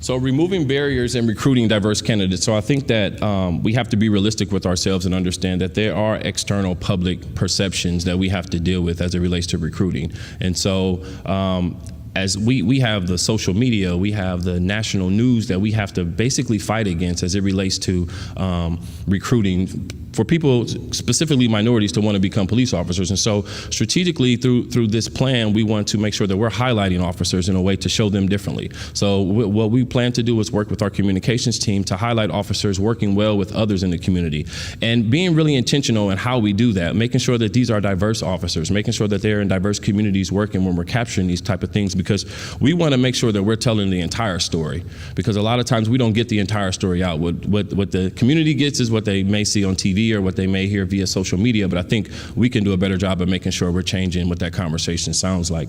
Also looking at the internal officer perception. I think that we understand that we need to definitely have a top-down approach, and that everybody understands that increasing diversity starts at the top down and showing that commitment to increasing diversity. And so part of the plan is to make sure that we distribute this to all deputy chiefs, and they're responsible for making sure all officers under them receive the plan and fully understand the plan. So this is something that we want to make sure that we do, and we communicate across all employees within the division so they understand that this is a culture change. This isn't just a check the box, we're trying to double numbers. This is really trying to change the culture and the way that people think as it relates to diversity and inclusion. Recruiting unit resources. I'll touch on this briefly because I know that we touched on it a lot earlier, but I think that the reason why we wanted to make sure that we address this is because it is a barrier. And I think that a lot of times, coming from a diversity and inclusion and recruiting background, I want $1 million in our budget to go do this work, but it's unrealistic because we have to realize that these officers are going out to save our lives every day, and our safety is the #1 priority. So I understand that recruiting isn't always a priority. However, with this 10-year strategic plan, I thought it was definitely worth noting that in order for it to be successful, we're definitely going to need more resources. We're going to need more officers. We're going to need more technology. The technology that Deputy Chief Quinlan spoke about was $70,000 for 3 years. And after the 3 years, it's $20,000 every year. And Councilmember Remy was generous enough to help support us to get it off the ground, but it also has to be sustainable. And so that's something to think about. And so support the structure, procedures, and processes that will lead to success. So I kind of talked about this, distributing a strategic plan, documenting and reviewing our outcomes. So what we want to do is make sure that this is outcome-based. We want to make sure that we are creating metrics to make sure that what we're actually implementing is actually working. Produce an annual report. So we want to produce an annual report every year that shows the things that we said that we would do, that we would implement, is actually working, or maybe it isn't working. But we want to make sure that we're transparent with the public so they understand that we are moving forward with the efforts. Creating an annual operational plan. So I want to make sure that people understand that the strategic plan is very separate from an operational plan. So the strategic plan is the high-level overview for the 10-year strategy. However, as we all know, it could be totally different 2 years from now, let alone 10 years from now. So this is really just a guiding light, but the expectation is that the Division of Police create an operational plan every year that really digs down deep into the weeds, that talks about the basketball programs, that talks about the different public-private partnerships that we want to create to help address the certain issues that we want to address. And so the operational plan, and the Division of Police actually already does an operational plan every year, but we want to make sure that the strategic plan is guiding the operational plan moving forward. Time? Oh, okay. So briefly, I want to kind of talk about a couple partnerships, and I'll let you talk about a couple. So recently, we just partnered with the Driven Foundation, and so we'll be working with the Driven Foundation to create 2 videos, one for police, one for fire. These will be recruiting videos, and they'll actually be 360-degree recruiting videos. Is anybody in here familiar with the 360-degree videos? So they're the videos that you watch, and as you move, the video moves.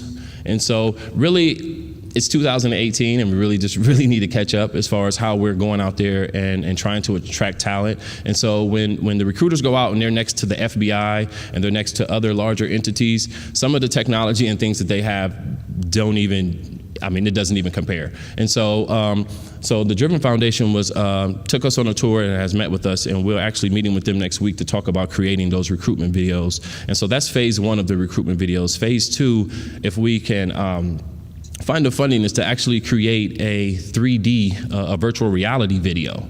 And so when you go out to recruit, we'll be creating these virtual reality videos so those potential recruits can actually look through the lens of their phone through the virtual reality video and actually look at what it's like a day in the life of being a police officer.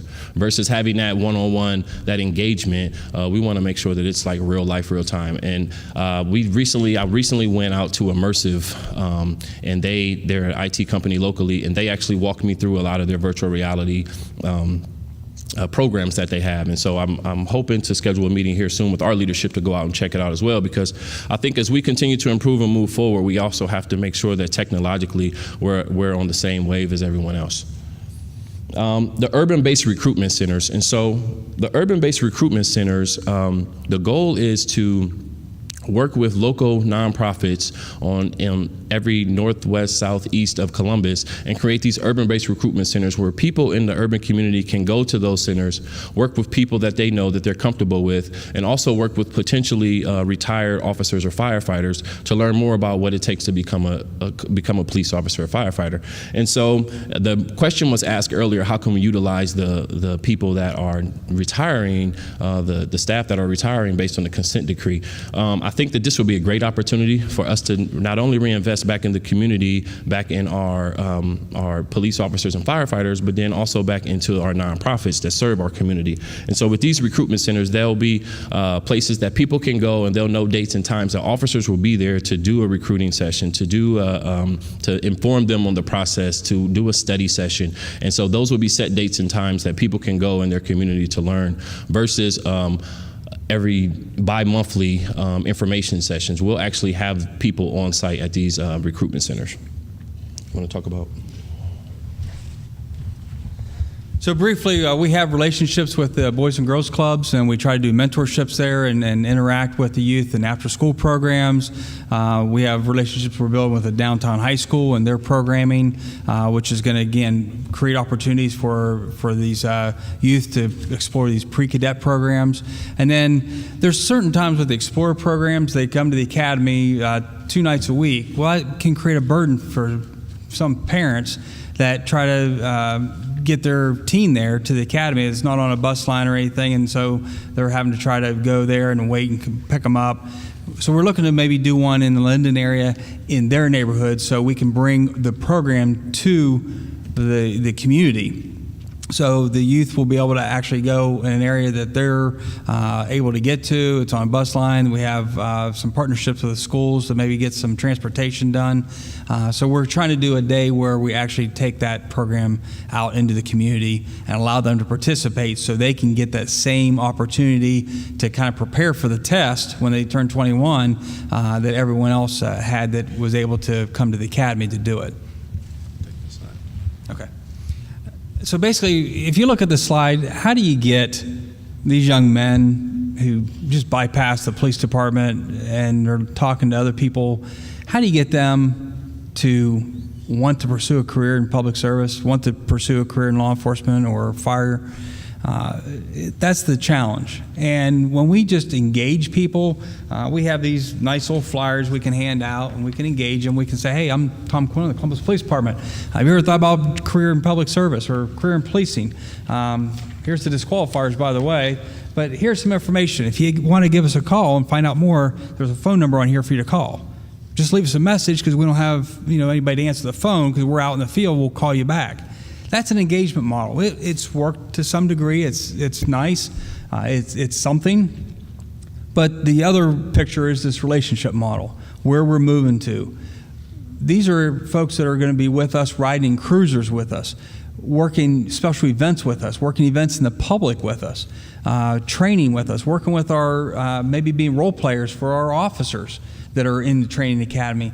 So these are people that are going to actually have experiences, and they're going to know officers by name. And that uniform isn't going to bother them at all anymore because they're wearing a uniform themselves. It takes some of the lack of opportunity away and creates a face with a name and creates a relationship. And you're a lot more likely to get somebody to join the police department when they have a relationship with you, when they kind of got the bug and the passion by going out and riding and seeing what police do. It's a fun job, I'll tell you. It's a great job. It's a very rewarding job to get to serve the community. So that's where we're going with the relationship model. So lastly, I wanted to talk about the President's Task Force on 21st Century Policing. And so in 2015, President Obama commissioned a task force to look at how do we look at community policing moving forward. As we know, community policing is a lot different, or needs to look a lot different than it did 30 years ago. And so based on this task force, they created recommendations from this task force, and they also created an implementation guide. And so that was that was one of the resources that we used to help to develop the strategic plan. And so a couple things that we took from the plan was talked about increased community engagement with local law enforcement. One of the key points, I'll jump to the bottom, it talks about increased incidents of non-enforcement contacts. A lot of our contact with police officers is in an enforcement situation. And I think that when we talk about officers wearing softer uniforms, when we talk about officers in plain clothes, part of it is we want people to see officers as people, because that's just what they are. They go home to their families. They cook dinner. They like to hang out. They're people. And so part of it is really engaging with the community and showing yourselves as being an officer. Officer Chris Smith-Hughes, he actually got signed up to be in the dunk tank at the African American Cultural Festival. And so he didn't blink, he didn't hesitate to take that opportunity to go out and engage with the community and show himself as a normal, regular human being. And so that's part of what we want to do with this approach. And then we also want to participate in problem-solving efforts. A lot of times when we're having these conversations, we're talking about the problems and not enough about the solutions. And so bringing community members to the table to talk about solutions is really where we want to focus. And lastly, examine ways to involve the community in recruiting. Because as we sit here as subject matter experts and we think we know how we need to engage people in the community, we can commission a focus group or a forum and find out that the community wants us to do something totally different. And so I think that that's something else that we definitely want to keep in mind. So I don't know where I'm at with time. I tried to be as quick as I could, but okay. You're right on target. But we're going to, I think, save the questions and answers until we come. Well, no, I'll tell you what. We're going to have maybe 5 minutes now if we want to. So one of the things that, and I don't know if it's Brian or not with the agenda, I find it almost cruel and unusual punishment to have a 4-hour meeting with one 10-minute break. I'm not exactly sure who did that. So when we do break, it's going to be a 15-minute break. So I'm targeting we will break at 3:45 and we'll then come back at 4 o'clock. Okay? So if you have about 5 minutes for some quick questions and answers. Yes. One of the things that I noticed when you were talking about the advertising that you were actually doing was most of it was in male-centered sports events programs.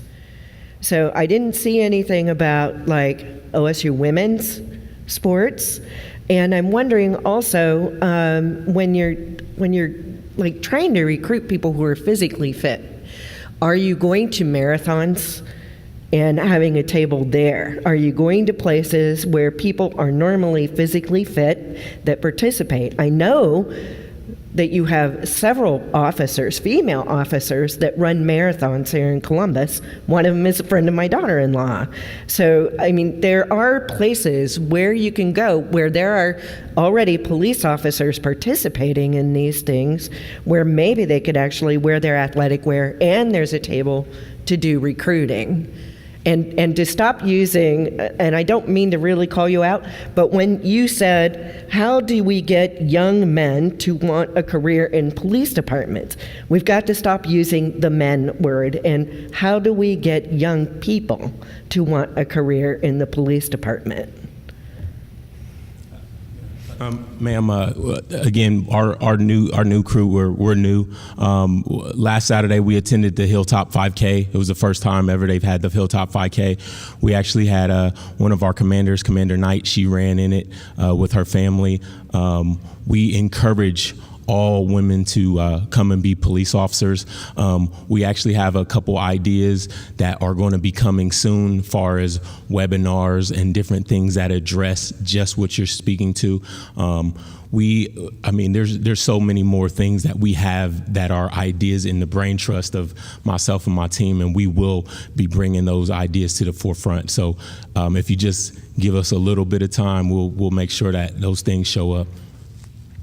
Oh, one more thing, exploring. Those explorers, we have a lot of young women explorers, and they will be coming up the ranks. So I just wanted to make sure that they are coming. Is just like I said, a little more time. Yes, sir. So I have a couple questions. Recruitment using video you discussed with the Driven Foundation, but has there been any consideration given to using music? Because I think it was Andrew Fletcher that said, I could care less who writes a nation's laws, let me write its songs. And we can go into the psychological impact of music and those things. So we haven't had discussion around using music, but in my past experience working with African American males at the Columbus Urban League, we use music to facilitate quite a few sessions. So I think I know your angle, Brother Olitha. But part of the goal today is to actually pull more ideals out of the commission. We wanted to make sure that we presented this and that everyone understands this is a draft, and we're looking for insight and input. So thank you, I appreciate it. And in addition, I'd like to also suggest that there should be some thought given to the idea of after school engagement, because many of the stressors that cause young people to leave the path come after school, when they go back into their environment. And so after it gets dark, being available in those communities for non-threatening engagements that are not tied to basketball or other organized efforts or organized institutions or sports. So, thank you. Sergeant, don't go anywhere. I got a question for you. When you were talking about the pipeline earlier, you talked about a lot of different areas that were important, and it just occurred to me, at what age did you want to be a cop? Do you remember that? Do other members of the Columbus Police Department remember when they first wanted to become a member of law enforcement. Is that important when we were talking and trying to understand recruitment dynamics and theories and all those things? Can you talk personal stories to kids or people you're trying to recruit based on the experience of people who are already in law enforcement? I say absolutely. Me personally, as a kid, not necessarily wanted to be a police officer. I wanted to be a dentist. I ended up going to Ohio State doing some things. 9/11 happened while I was in college. I was going to actually leave school, join the Navy, and go fight. My mother got a hold of me and was like, hey, you're the first person in our family to get an academic scholarship. Go ahead and finish your schooling. Do something. When that happened, I got my criminology degree, Spanish on the side, and went forward with some things. I taught in Columbus Public Schools for a little while as a sub, and then I got the call to come be with CPD after the encouragement with a couple of my officers, Magento Johnson and other people. It led me here. I think this is a thriving community. I love sharing my story with young people. I go to church. I do a lot of things that are, important and being a Columbus resident. And I share it quite often. I've shared my encounters as well, pre and post. And I just very much enjoy being a police officer, and I love sharing my story with the youth. Yes, sir. Sorry. I'm going to, it's quarter of, so hold your questions, please. We're going to come back, but we are now going to take a 15-minute break, 4 o'clock.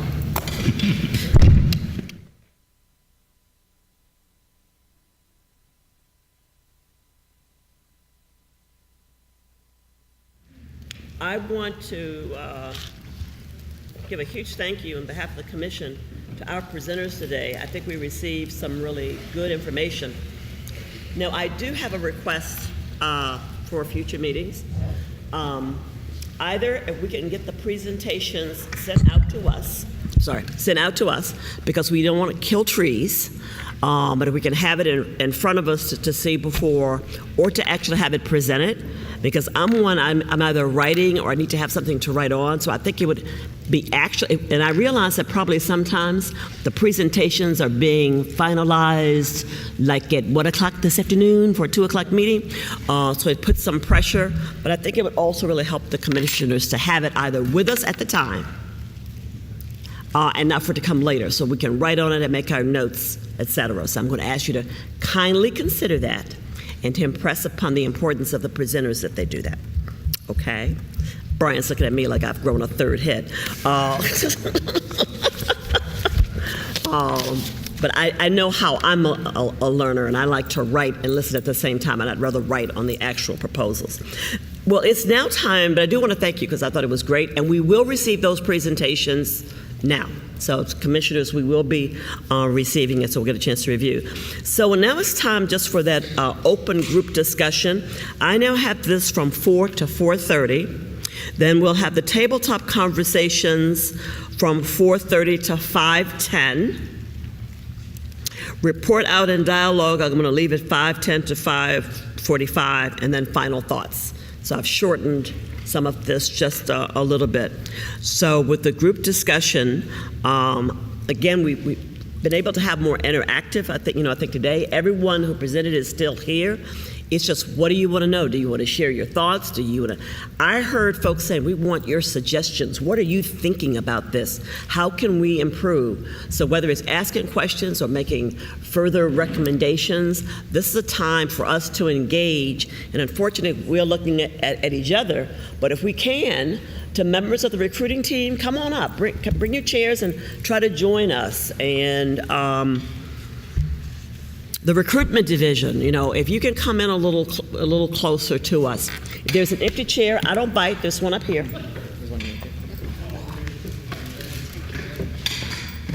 There's another one over here in the corner. See, this is my new buddy. We sat beside each other last night at the film. Had a chance to get to know each other a little bit. So, who's going to start us off? I know it's going to be you, Mr. Carter. I'm notorious for having a big mouth, but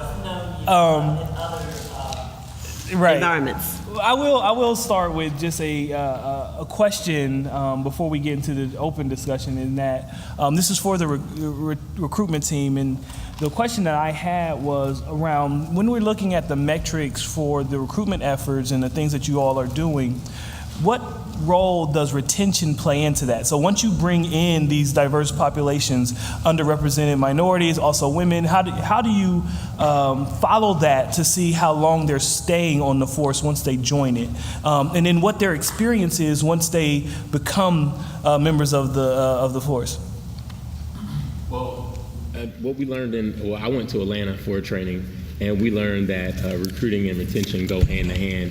And that is a new statistic that we are going to begin to start tracking with our new efforts. I don't know how we've been tracking it in the past because I haven't been part of the unit. However, going forward, that is something that needs to be done. And then also to make sure that minorities are being encouraged as well, just like everybody else, because once you join the family as such, you are uplifted. So, because what we understand about disproportionality and the disparity is that recognition persists into retention. So their tenure is shorter, the longevity is lessened as a result of their lived experience once they've come into a traditionally unfriendly environment. And so I wonder what that looks like for them. And that would be good information for us to have if you start collecting it while we're together as a group. Yeah, we're looking at. Hold on, Yep.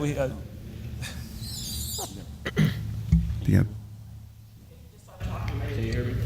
So I wanted to just chime in and say that I'm pretty sure that civil service already has that information related to officers that have been hired and retention. Can you correct me? No. So we couldn't look over at there. Mm-hmm. HR has it. I'm sorry.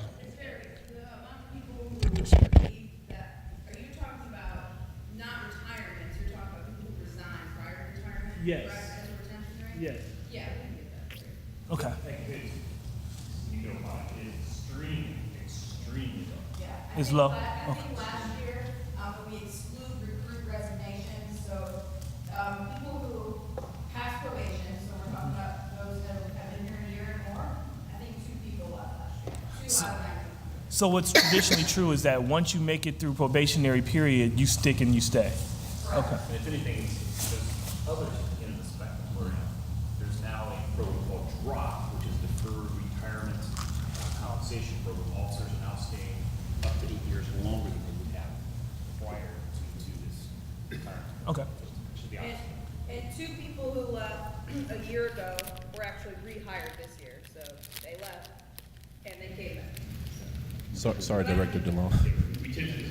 Sorry, Director DeLong, but back to our point when we talked about the internal perception within the department, part of what we plan to do is look at our communications plan internally. So what does our communications plan look like? How are we communicating throughout the Division of Police our commitment to diversity and inclusion? So if I'm a new recruit and I come into the Division of Police, do I see pictures? Do I see photos on the wall that look like me? Do I feel included? Are they celebrating African American Heritage Month or festival, just like the Latino Heritage Month or festival and St. Patrick's Day? And so really being intentional on how we communicate that across all the entire division. If you go into the Department of Public Health, just about every room that you go in, you'll see a poster throughout the department that talks about diversity and inclusion. You'll see photos of staff members that show the diversity within that department. And so as we talk about that internal perception and how we shift from the top down, I think we also address that internal communications plan as well. I want to follow up with that, and I'm going to use my profession as an example. So I've now celebrated my 40th anniversary as a lawyer. And during the time that I practiced and even after, I belonged to several different professional groups. I always belonged to the Columbus Bar Association, so that's the majority. I always belonged to the Women's Bar, and I always belonged to the John Mercer Langston, predecessor of Robert B. Elliott, the African American Bar Association. And I found that I had different needs that were met in those. In this community, many years ago, there was an African American police organization. I believe it was called POER, P-O-E-R. I remember there was a very activist police officer, or retired, I think his name was Jim Moss or James Moss. And I asked the question after our last meeting. I actually sent a text to an African American officer that I know who is retiring this week. Does it still exist? And so I don't know if it does exist, but I think one of the things we need to think about around retention is that sometimes you just need to still, I think, to have those organizations. Whether I was talking about the police department or somewhere else, sometimes you need to be in a situation where you can feel very comfortable raising the issues that you may not have. So it's just something for you to, maybe, think about. And in looking, as I recall, just from our interviewing the 7 firms, there were some of them who had worked in certain communities where those organizations absolutely still existed. Because one of the things that I'm concerned about, and you'll hear me say it again, is that when our consultants come on board and when they talk about reaching out to the current police department, will they be able to really get the perspectives of minority officers, or does it just will they respond? Can we really see it? With it still being anonymous, and I think that we will, but just something else for you to think about in terms of retention, from my perspective. Yes. So I grew up in Cincinnati, and on my parents' street, in a neighborhood that has probably a higher than average crime rate, or at least at the time when we moved in. And one of the things that made my parents' kind of couple block radius relatively calm compared to other surrounding parts was there was an apartment building where a lot of young police officers lived. Like all the units were all young officers who went to the grocery store in our community, who saw the kids in the neighborhood and the school down the street on a regular basis, and kind of getting to some of the other points that have been raised, seeing them out of uniform, seeing them as normal people. And I wonder, I know that we have community liaison officers, but is there an effort to kind of incentivize officers to live in the city, and in particular to live in parts of the city where their demographic is going to be seen as a positive?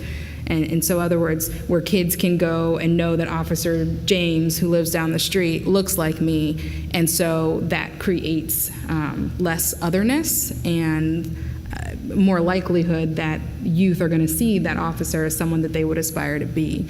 And so I wonder about, do we keep numbers on demographics of officers who live in the city, and then kind of how intentional is our placement of community liaison officers, or just encouragement for officers to live in neighborhoods where maybe police and community trust is not very high.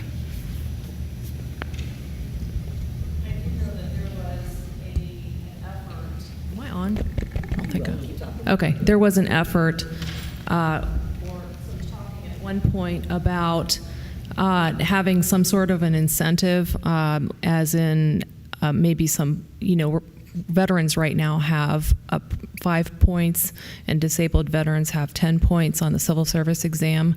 And so I know they were talking even with fire about having that incentive if you lived in the city on the civil service exam. But other than that, I don't know. Anybody? So we looked at that before the Ohio Supreme Court struck that down in Cleveland. So we can't have residency points. Okay.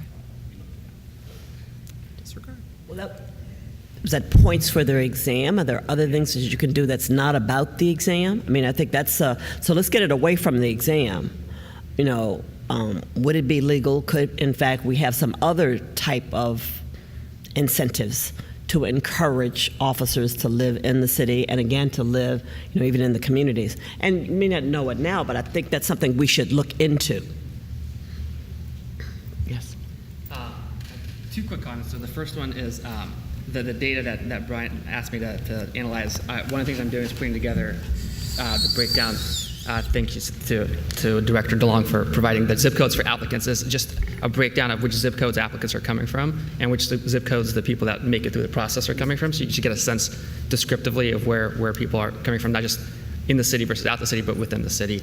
And I do have a question or a comment about the youth engagement. I remember a couple of months ago, I was looking through the Columbus Parks and Recs catalog, trying to figure out what my kids would do this summer. And I saw that one of the summer camps is a law enforcement first responder themed summer camp. I think it's offered 2 or 3 weeks down at Schiller Park in German Village. And so I'm curious if there is summer focused activities like that, summer camps. And if the focus is on diversity, probably putting them in German Village might not be the most diverse, draw the most diverse group of kids. Actually, that park is very diverse. Yeah, okay. Yeah, I mean that's one of our rec centers, and it is very diverse. It draws from south also. Just okay. It's my understanding that it's the most popular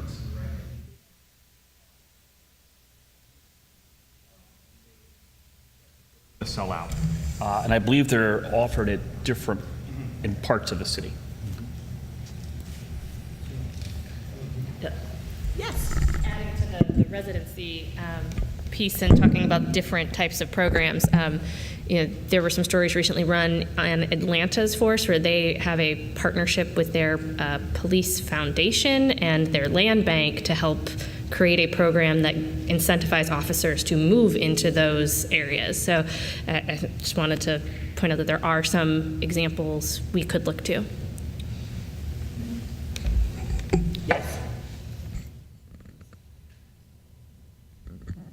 I have a question. With all the recruiting efforts and the great work that you're doing, are you getting any pushback from the rank and file or others about this is code word for preferential treatment, and how do you deal with that? How do you make sure that those folks who are recruited are ones who are well prepared and can stand the test of any scrutiny, regarding test scores and those kind of things? How do you, is that just not a concern here, or because it is in a lot of other places? I'll just talk. So right now we're doing roll call visits, and like our chief talked about and Randall talked about, this is our opportunity to get from that top down and get to the bottom and get the buy-in. So we're going to roll calls and we're letting them know, like, these are our city demographics. This is where our department is. And this is what the city's goal is to double this.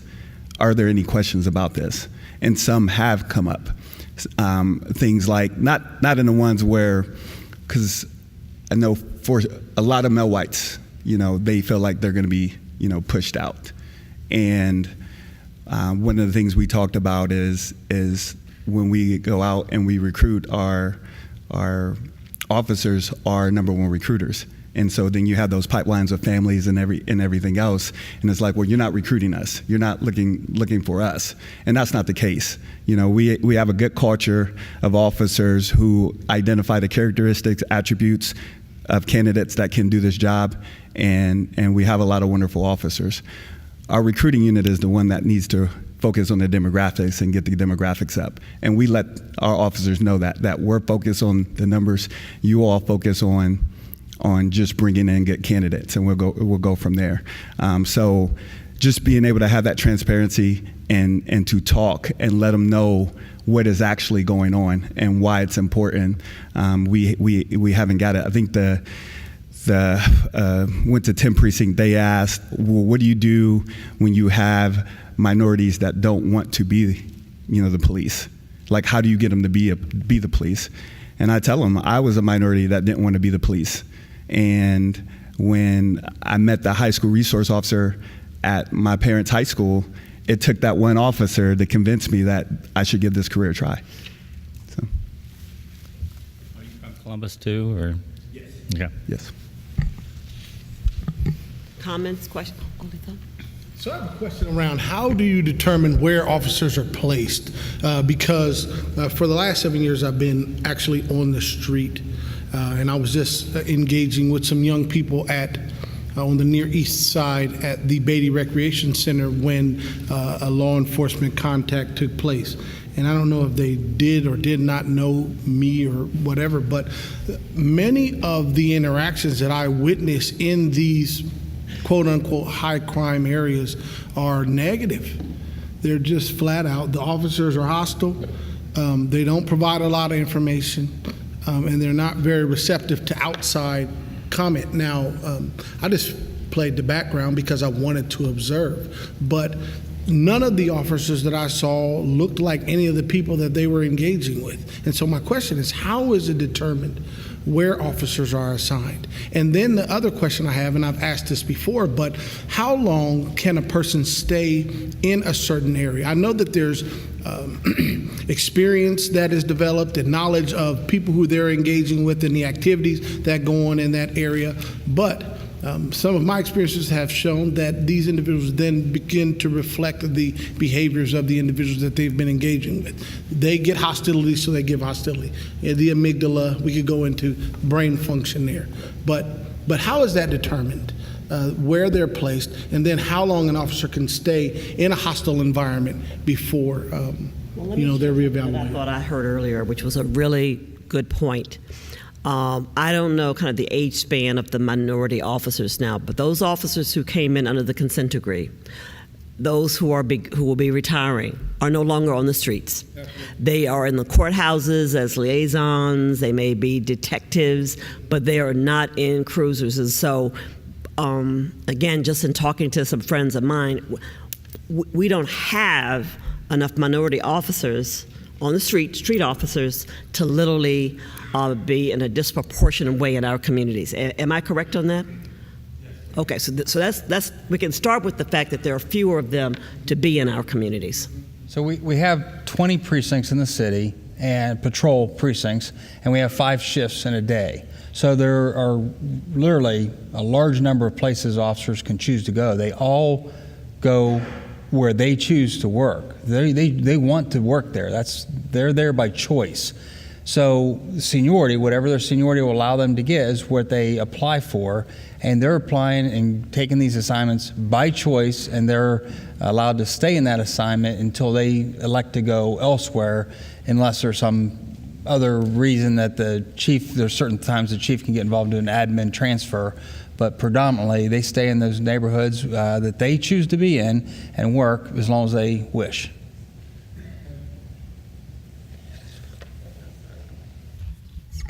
So, Officer James, I liked your comment about the officers are the best recruiters.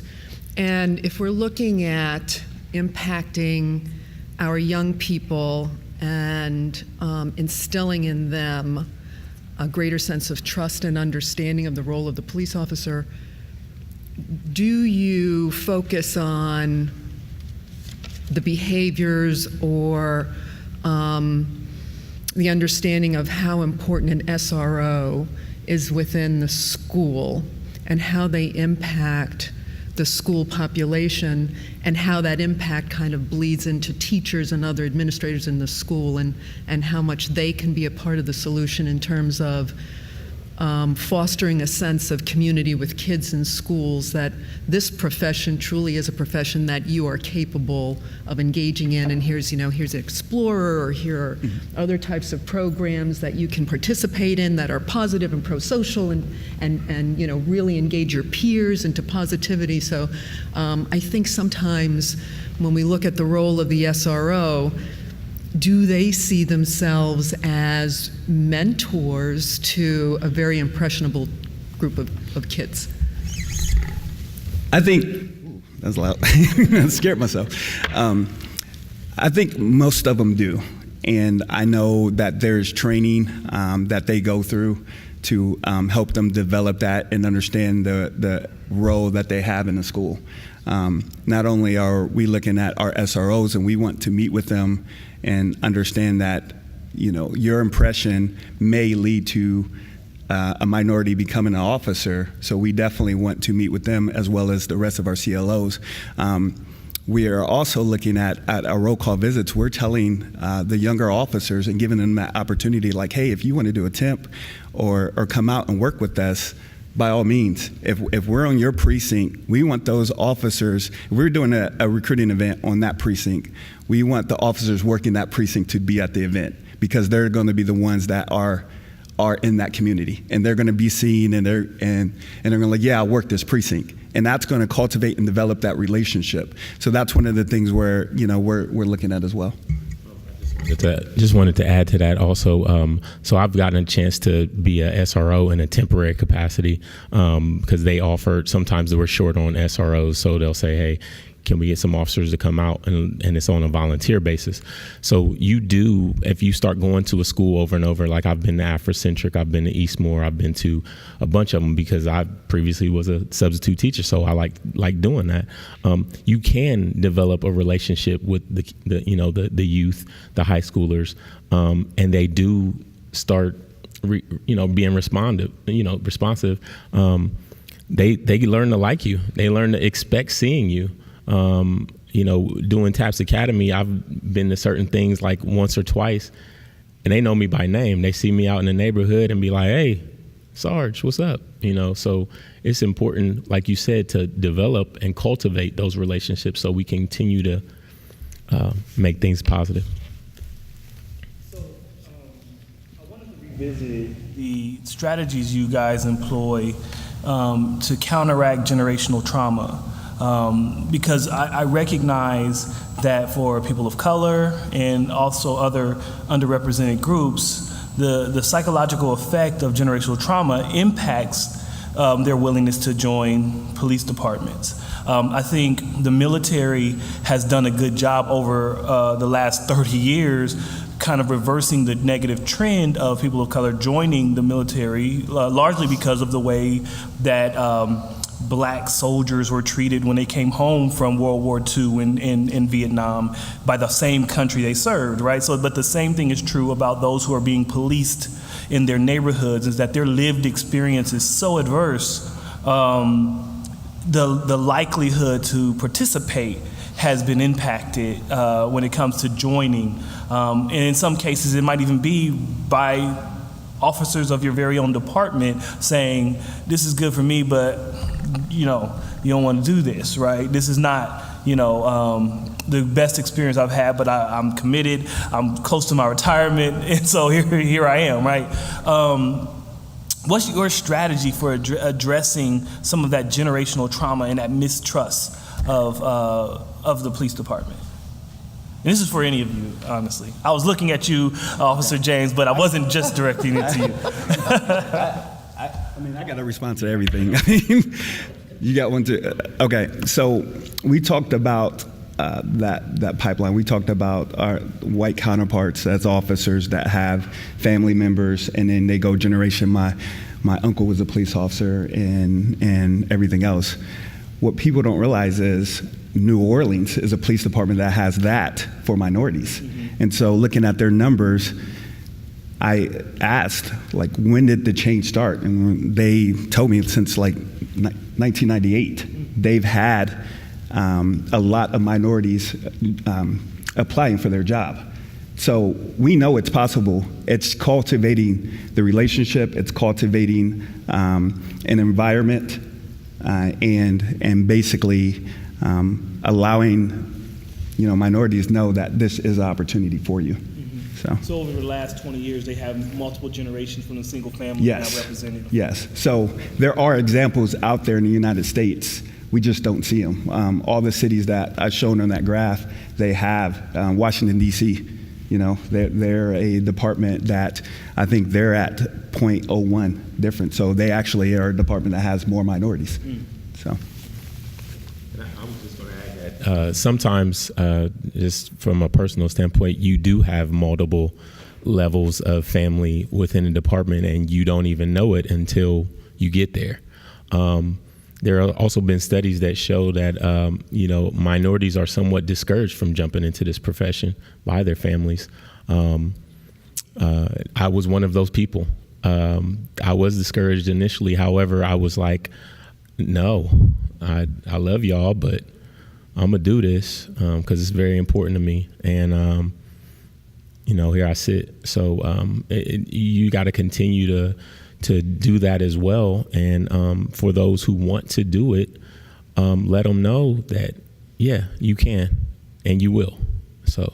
And I think the connection to that is you will also be supported because you've gone out Absolutely. against some Absolutely. of your family and community norms. So that's isolating in some ways, right? So there would need to be some support and Oh, yeah. mentorship that would say, now re-engage with your community once you've made this departure, entering into this profession. Because initially sometimes your friends are kind of like, yo, Can we hang with yeah, you yeah. still? So yeah, but at the same time, you remain you. You remain yourself, and they recognize that, and then they're proud about it. Like, hey, my family, my cousin, my brother is, and it's actually a uplifting situation. So Right. We were, follow that up. We were at the King Arts Complex working with the group Ohio Guidestone, and we had a class of about 15 kids, and we just flat out asked the question,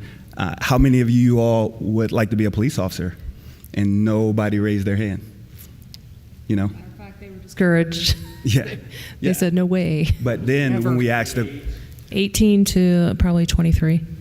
And then we asked the question, is there a need for more minority police officers? And then half the hand shot up. And it's like, okay, so we got an issue here. How are we going to get this solved? So we're directly asking that age group, what are we going to do about it? And putting that responsibility and onus back on them. If you want to see a change, who's going to answer that call? You asked a question about addressing generational trauma, and I think that it's safe to say that everybody in this room understands this isn't a new problem.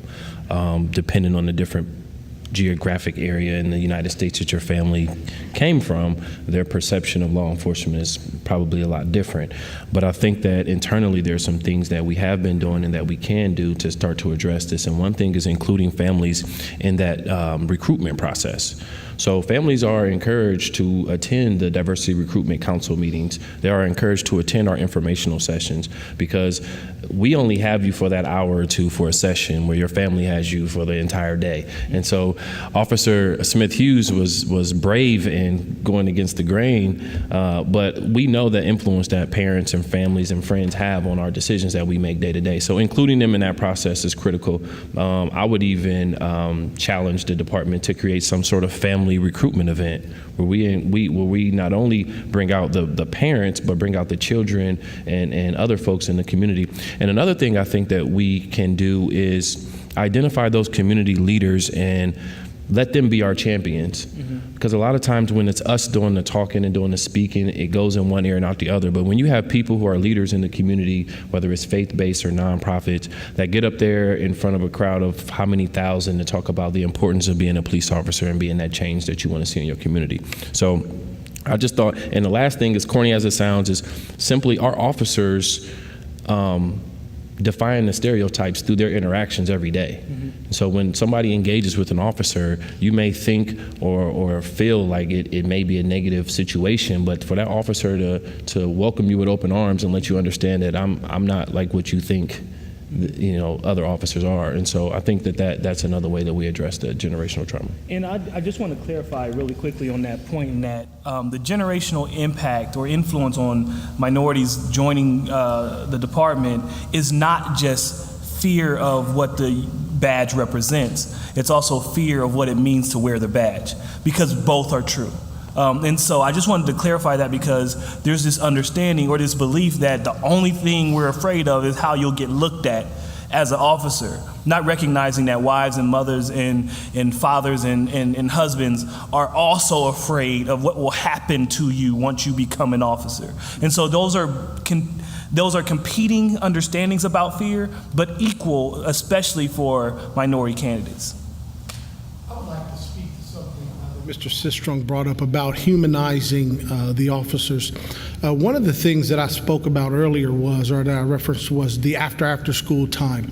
And I believe that it would probably be beneficial if we look at eating with these young people. Many of these young people that we're engaging with, especially if you're talking about engaging them at an elementary school, middle school level, are at school for food and for safety and just general Maslow type needs, and add the benefit of education. But having an officer seen as more human eating after school at night, going into the environment where these young people are, to see that food insecurity still exists, right? That food deserts are present here. If we look at the work of Kerwin, that grocery stores, we can look at Cleveland Avenue and the situation with the Kroger's there. But having a situation where our officers can go into the community and eat with the community after school, in those times when they're going to have to survive until they can get back to school for breakfast in the morning, is going to, because my observation has been that the individual that's feeding these communities is often present there. So the drug dealer is there, and if you're hungry, he'll feed you. Now there's a high cost to that, right? The people who are involved in illegal and illicit activities are present in that space. And so when you become that person who's feeding them, not only do you humanize yourself, but you take you move up another level in their eyes relative to trust and respect and their ability and willingness to confide in you. So I'm not going to challenge what my fellow commissioner just said because it's true, and I'm not so sure we can readily expect that officers are going to go into whatever place and spend their own dollars, but I think we can think of partnerships, because I know that there are more and more churches who are beginning to have dinners on a regular basis. So if you're in that precinct, and whether it's New Salem or somewhere else, can you start talking to the places that are? I mean, most of the settlement houses, almost any agency that was funded by United Way that had after-school programs, it went from snacks to dinner.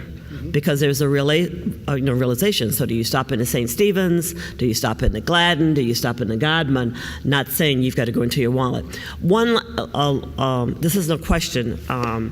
I was just wondering, and I don't even know if there are legal impediments to this.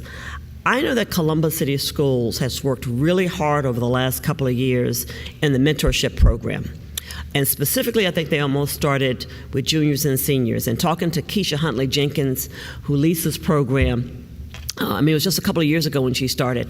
They were looking at the number of seniors that were not going to graduate from East High School, and yet by bringing in mentors, most of them graduated. So is there a way that not only the mentoring, but the messaging around becoming an officer, could we work with that program? And again, I don't know if they'd be willing to do it.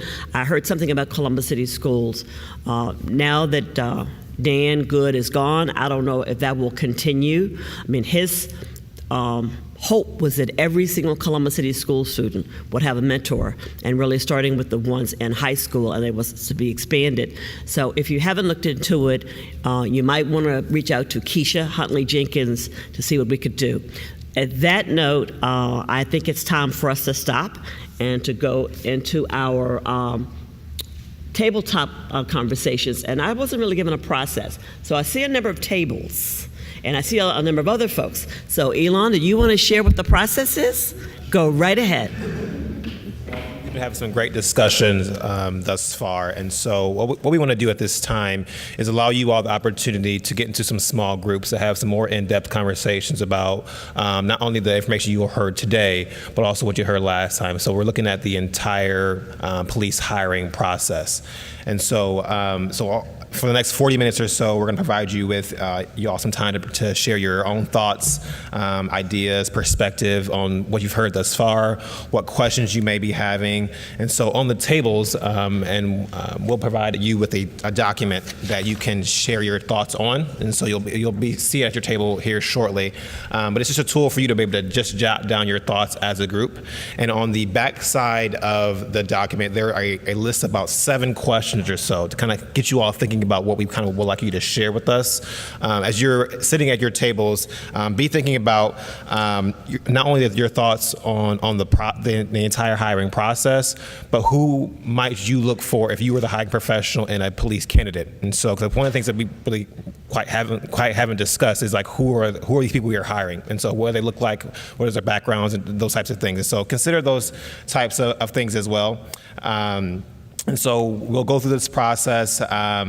Be sure, we'll give you all like a 2 or 3 minute warning prior to ending, but we want you to select at least one person from your group to kind of report out, because we're going to debrief this, your thoughts collectively.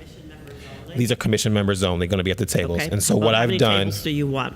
what I've done is on the back side of your name tents, there's a number. So if you can see that. So if you have a 1, you'll be at the table over here, a 2 back here, and 3 over here. We just have three groups. So I believe Erin is going to be at 2 if she's in here.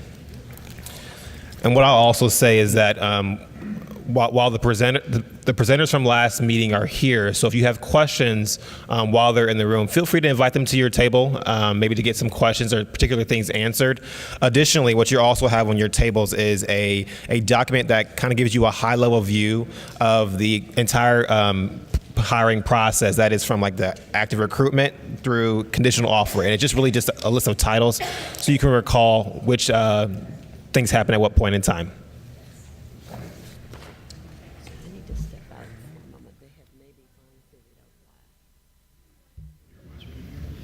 We're going to have our report out in dialogue. It says Brian and Elon, so are you ready to do that, or you want you take it over? Thank you again, everyone, for the group discussion and then the tabletop discussion. What we'd like to do at the end of the meeting tonight, we're going to collect your notes from this discussion. We're going to tabulate it and then share it with the entire group so you can get a sense of, the high level and down in the weeds that you reported out. What we're hoping to do here in this report out is just share your big 3. What are your big 3 out of this discussion? And we'd love to especially hear places where it took you a while to get to consensus on this, or there was still a disagreement there in the group, so that we can get a sense of not just the place where we have agreement, but also places where we really need to dig in and get additional information. So let's start with table 1. And if you could use the microphone, if you wouldn't mind. Thank you. We did not have any disagreements. We were a very congenial group. Anyway, we talked about a lot of things, but we had Officer James with us at the table for most of the discussion, which was so helpful. And God bless him. He's wonderful. He's just a breath of fresh air. So we said the question number 1. We answered number 3. We feel that the recruiting unit size and budget seems inadequate to the size of the city, and based on the statistics from other cities and how well they're doing. I realize that this has only been in place, this new unit, since January of 2018, but we were thinking along the lines of maybe more civilian employees to flesh out the size of the unit, just to give them more help, and maybe more cars, because they only have 2 cars for 5 people. So over time, we hope to see a bigger contingent of officers with appropriate equipment that they need. And question number 2, was number 6, issues or concerns or perspectives. Since the minority recruiting unit is now housed in the same unit as the community liaison unit and the school resource officer unit, we felt that training and utilizing those officers in a deliberate way as de facto recruiting agents might help in this process for recruiting, to make them a vital part of the recruiting efforts. And going forward, even if the minority recruiting department becomes larger, still utilizing the CLOs and the SROs as very important tools in that minority recruiting toolbox. And finally, question number 3, we had a discussion around. So the minority recruiting unit is based on a seniority application process. So you have to have a certain amount of seniority to be selected for that unit or to apply for that unit. And the discussion really ranged from, does it make more sense to have an age-appropriate school resource officer, somebody who's closer in age to the students that they are interacting with. Does the temperament of the officer come into play might the temperament of the officer come into play with the assignment that they are able to apply for? Also their skill set, that they might be better suited to a job, not just based on longevity. And then additional thoughts. We had what are the metrics for are there metrics for the Strategic Response Bureau units? And could we know what those are? And what efforts are being used to recruit new Americans and the LGBTQ community?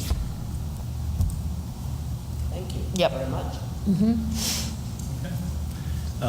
Now we'll go to table 2.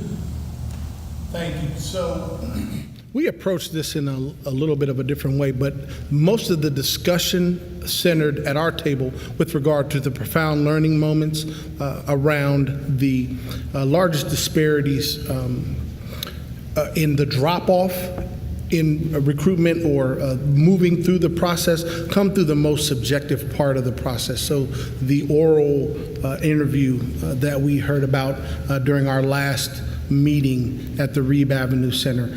And so we had some discussion about how and when the testing is reviewed for implicit bias and how those questions are selected. So there was the most robust conversation around that in our profound learning moments.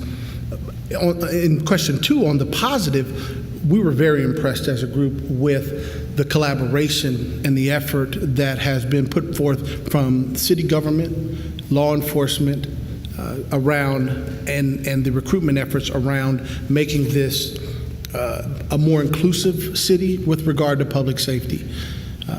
All the top brass have been here, and we still have representatives from law enforcement, public safety, legal. We have talented people from diversity and inclusion. Mr. Wilkinson pointed out that we've got some very sharp people working very hard on this. And so that whole collaborative effort and the buy-in that we're getting from everybody at the city is a huge positive that we agreed on in our group. The most concerning thing, there was robust conversation around the demographic, but I think we've already identified that there are huge disparities. When we're looking at 86% of the police force being men of European descent versus 62% of the population being in that demographic, then there are some concerns. The huge disparity between the population of women and the population on the force, although there was some mention that we may not be able to get to 50-50, but that was a huge point of discussion in our group. As far as additional thoughts, the main thing that we discussed was some sort of incentive or training to encourage officers to stay in the communities that they serve because of the huge impact that has on the perception the community has of them and their ability to be more effective in that space. There are some things that they are going to witness themselves. There are some people that they're going to be able to identify themselves without anyone having to tell them because they will be present in the environment during whatever is happening.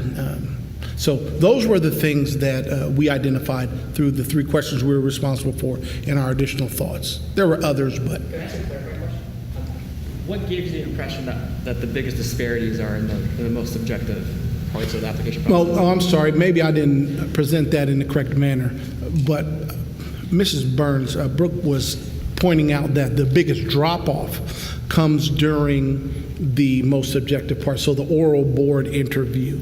And then there's another piece. If you look at the statistics from last meeting, That's right. When you looked The at chain of command the review. pie charts that were shown to us in the PowerPoints, you could see that the largest disparity comes at the points of most subjective decision making.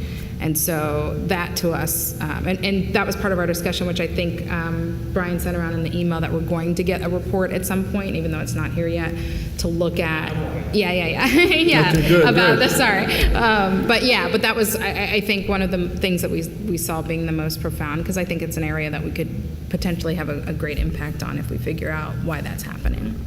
There were a couple of other things that came up in our discussion that, just to be noted.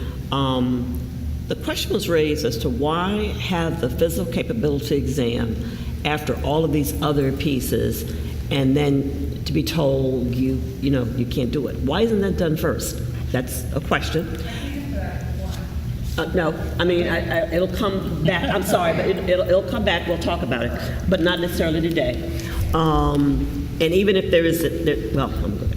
And then another one was, have we ever looked at the multiple choice testing from the position of the test, from the perspective of implicit bias? And so, and even if it has been looked at, should we look at it again?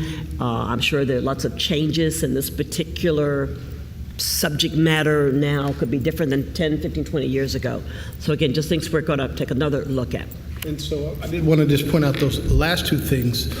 The gray line was concerning as well. The gray line between a consensual encounter, a Terry stop, and then when you're being detained, and how that is delineated, because it just seems to bleed all together. And we had questions about a better explanation of the banding system and how that plays into who is selected for follow-up and who moves through to actually becoming a police officer. Maybe if I could just add one other point. I don't know how we talked about everything we talked about, but we did. That's why we needed the extra 5 minutes, I think. We also thought that the burden of recruitment, diversity, inclusion shouldn't just rest with the two departments here represented. It should be the entire police department. If we're talking about community engagement, period, to me that is a part of recruitment. It is a part of the process of getting the community more engaged. So it is actually a City of Columbus effort, not just a Columbus Police Department effort, and specifically within the Columbus Police Department, it shouldn't just rest on the two departments we heard from today. Olitha, I wanted to clarify something that you stated. When you say officers stay in the community longer, were you talking longevity on patrol, or were you talking residents? I was talking about residents. Okay. Should have clarified. Okay. But conversations around residency in the communities that are served. Okay. Thank you. We actually talked about culture and establishing a culture where officers want to come into the community and stay in the community. And could this concept be really introduced during training? So it's not in one session when who's ever doing the training says, oh, and it would be nice for you to live in Columbus. But somehow throughout the training, you really, whether it's exposing the, are they cadets at this point? Well, but exposing them to different parts of Columbus, but you just establish a culture where people want to live in the community that they're policing, and have no idea how that would be done, but we know you can't order it, but But how do you get people to want to be there? Fantastic feedback, and I think I'll just add a personal observation as we went through the Safety Commission RFP process. It became very, very apparent that what we do about problem-oriented policing, community policing, 21st century policing, that's the cultural shift, right? And it's that cultural shift in the department that will give even greater gains as we look at diversity and recruitment, as we change that on-the-street interaction, change that mindset. That was something that came through very clearly from the consultants that we talked to. So I think as we get to that discussion, thinking about how all of this is interrelated and everything that we do about that personal encounter will impact training, it will impact recruitment, it will impact retention, community trust. It's all bleeding together. So, great. Table 3. Somehow I got voted spokesperson. Okay, so, yes. Voluntold. I just picked this thing up and started making notes, and that's what. So, some of the questions that came up with us were, how do you maintain interest in like the young high school graduates? If you're trying to create these relationships with young people, and they graduate at 18, but they aren't eligible to become part of the force at the age of 20, what are you going to do with them in those 2 years? Right? Yeah, well, that's what we were, yeah. And then is there any way to test or research that the COPE test, the oral exam, is really the best determinant of this being a good police officer? Has there been any research done? And if not, can there be? How do we find that out? Because that is the biggest determinant of who gets through. And how do we prepare potential recruits to be able to perform better on the COPE? Not everybody grows up with like a social worker in the family that's going to teach them how to deal with other personalities or other people. So how do we help them get those skills before the test even comes? To ensure that, if we're putting all this time and effort into recruiting these people and growing these relationships, this seems to be like one of the most important pieces to that. And so those were really some of the biggest questions that we had, but also the application process is long. So Tracy, talked about losing a really good potential female minority recruit to a smaller police force, because by the time they got to her application and contacted her, she was already in training in a different academy. So, how do we make that go faster so that we don't lose these recruits that we could really benefit from? Again, it would have been during our interviews with potential consultants that this was an issue that had come up in some of their other communities, and they are now seeing communities that can go rather from that whole year to maybe a year and a half to 6 months. That there is a way you actually can shorten that. And so we actually also talked about that for a lot of these young people, they can't sit around and wait for X amount of time. Or can we learn from our peers in other industries and create some fellowships, so while you're going through the process, you're receiving a stipend? Because we're identifying you as high potential, so we're going to pay you to go through the process, with the understanding that you have a service obligation on the back end if you successfully complete, right? So otherwise, you see it all the time in education, you see it in medicine, where people are getting paid to go through the process, and on the back end they pay a service obligation, and otherwise you didn't owe the money back, right? So are we innovating in that way at all when it comes to our police force?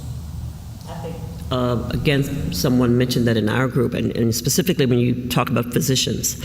So you've gone to medical school, but to decrease some of this debt, you agree to go live in an underserved community or something, but to have some creative thinking around that.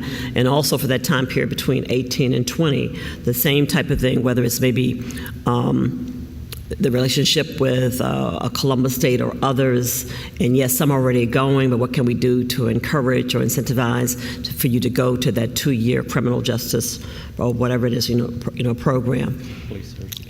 Police certification. So this was a great meeting. Not that it's actually over, but I certainly think we had far more interaction. And so to Brian and Elon, thank you. They actually had the thought of how to set this up today, and I think it was just great.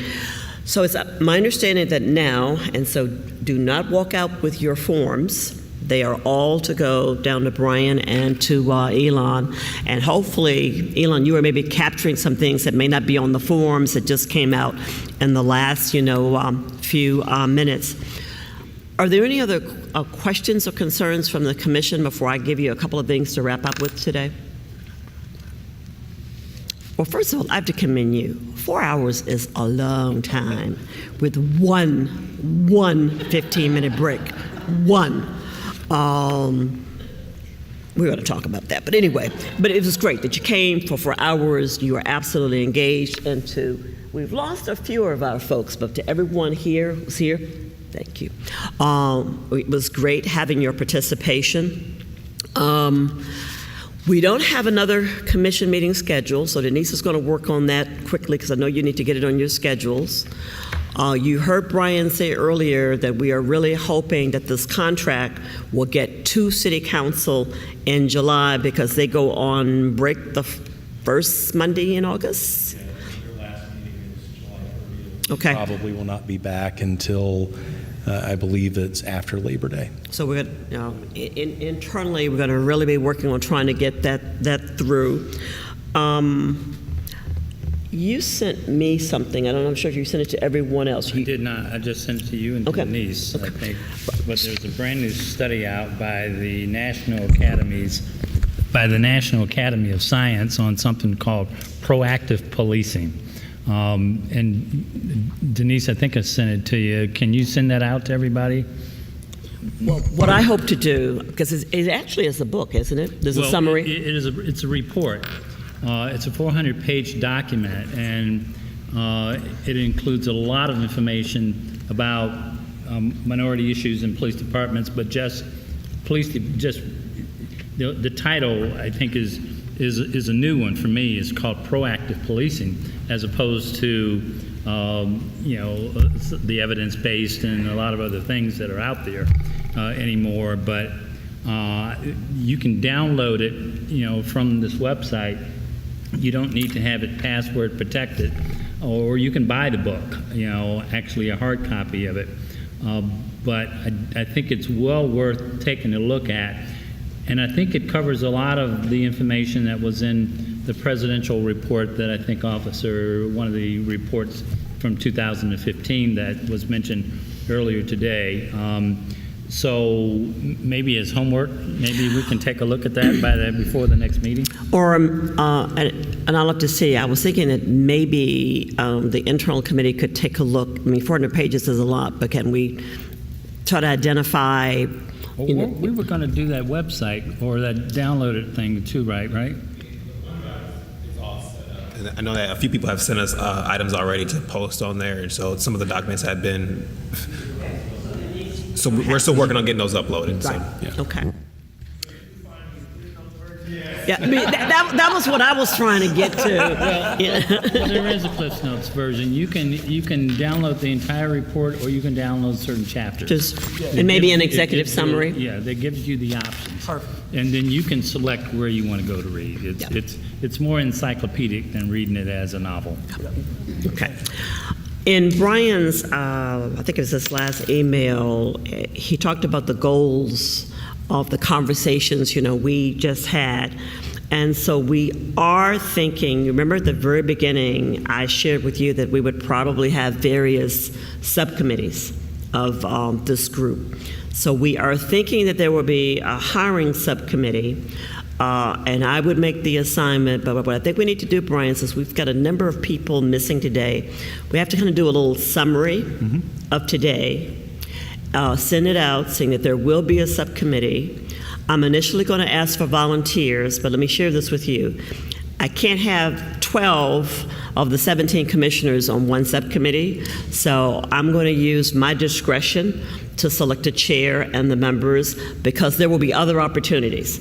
I don't want you all to, to jump on the first one, but if you really are very interested in this subject and your experience on this that you want to share, please really think about it because this will be our first subcommittee.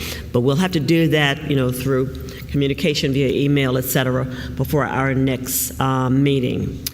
So I'm assuming we're going to try to have another meeting in July. That would be the plan. Then Denise, tomorrow, I'm available in the AM if you want to look at some dates. You may already have dates for me, but let's try to get a couple and to get out that poll tomorrow so people can have input as to when our next meeting is going to be.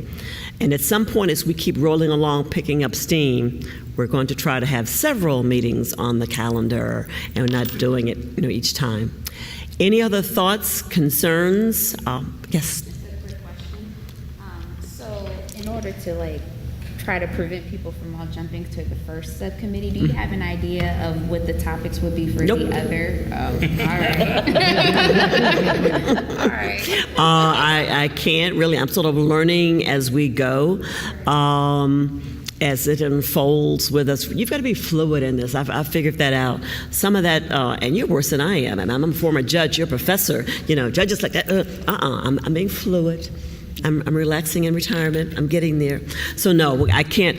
We might take a look at some of the things if we've had conversations with the consultants, some things that we just naturally see. And so I'll kind of have a homework assignment for myself before the next meeting. If I can look down the road, I'll see what I can come up with. Okay? Give you an idea. Anything else? So I do have a quick question about the consent decree. So can we get more information about that? And what about it made it possible for us to hire so many more individuals of color? No. Pardon? He can look it up. Yes. It's on the DOJ's website. Well, I'm not so sure. He said consent decree. The Department of Justice sued Columbus over its police department in 1998 when I was the city attorney. Their goal would have been to have gotten to a consent decree that we would have operated under the way Cleveland and Cincinnati is now. That is not what happened. In the case with the police, there were lawsuits. There was a lawsuit with police and a lawsuit by fire by minorities and women.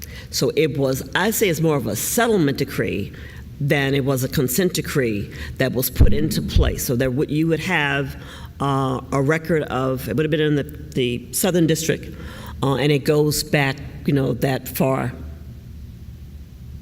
I mean, actually, some of it actually even first got started. I started with the Attorney General's office in 1978, and there were cases before the Ohio Civil Rights Commission out of police and fire at that time, and then eventually I think the EEOC became involved, and it went to actual court. So it's a resolution of a court case, not a consent decree. What were the mechanisms by which? Right. Well, again, I'm just hypothesizing here. Typically what happened in civil rights cases, you would have a group of individuals, and I don't remember, but if they had filed with the Equal Opportunity Commission, and sometimes you could even get your own, there are mechanisms for you to get your own right to file a lawsuit. So minority police officers or potential candidates, and also with women, because the one with women was not around women's race. You file the lawsuit under the anti-discrimination laws, and the case was either tried, and I don't remember if it was tried, or the parties got to a point that they entered into a settlement, and it would have laid out hiring and everything for X number of years. And it goes back again, I think, to the early to the 70s. No, maybe the lawsuit was in the 90s. No, it would have been in the 70s. But it wasn't just for a year. It went for many years in terms of what the department had to do. And so those officers who were hired under that decree are now all retiring. And so it lapsed, and then it just kind of went back to the way things were. I guess I had the similar question. If it worked so well, why did we stop doing it, right? Well, we were forced to. I mean, it was just, so for example, a similar type situation here, that many times when you live in Columbus, you don't think about it. I mean, do you remember, and maybe you don't know, Judge Robert Duncan, who was a federal judge here, found that the school system was in fact segregated, and then in fact put in an order that was in place for many years around desegregating the police department, the school district, and it wasn't only, my son was actually in school when that ended. And just as an aside, I have watched the school system immediately resegregate itself. He would have been in middle school, and within just a few years, the same conditions I think that existed back in the 70s are back again in terms of our school system. I think you raise a good point, though. You asked, why can't we did recruit people 20 years ago, 30 years ago. Did we stop? Well, there were, and I don't know what to go back to. This goes back to, there was very specific things. It was also going to go back to civil service, and I don't know. It wasn't the same system, right? There were 2 lists. Am I right? There were 2 hiring lists. There was sort of an African American or women, and then majority. And when you did the hiring, it was 2 for 1 or whatever it was. But that was the actual mechanism. There were 2 hiring lists. So then the question becomes, were there 2 promotion lists as well? Because if we're seeing the absence of these individuals on the ground in the community, why have they been promoted if these were forced hirings? Did they then turn out to be capable officers? I will. I can only give you the experience of and I keep referring to. He's a very good friend, and absolutely capable. When I first met him, he was on the mounted unit, and I encouraged him to leave the mounted unit, and he became a homicide detective. He did not want to go through the testing to sergeant and whatever. One of the things that happens when you do that, if you've gotten to the point of certain good hours and you're tested and you're promoted, you then go back, am I right? You have to start all over in terms of the working at night and working weekends. And so here was someone that he is highly qualified, but he balanced that with what he wanted for his quality of life. And that's not what he wanted. And some people just choose not to go into management. They enjoy the work that they do. I've met so many officers who love patrol. They don't want to be, in the command. So we shouldn't have come to a negative conclusion because they haven't, because many times that's what they choose. Right. I wasn't suggesting that. I was kind of going with the inverse, that those individuals that were hired under the consent decree or the settlement decree actually were promoted, and now they're not on the ground in the numbers. No, I don't know if promotions was a part of it. I don't remember that at all because I would not have been involved. But I don't think so. I don't think so. Are there others? It's 5:50. We have a whole 10 extra minutes. Thank you so much for being here. We'll get our meeting scheduled as soon as possible. No.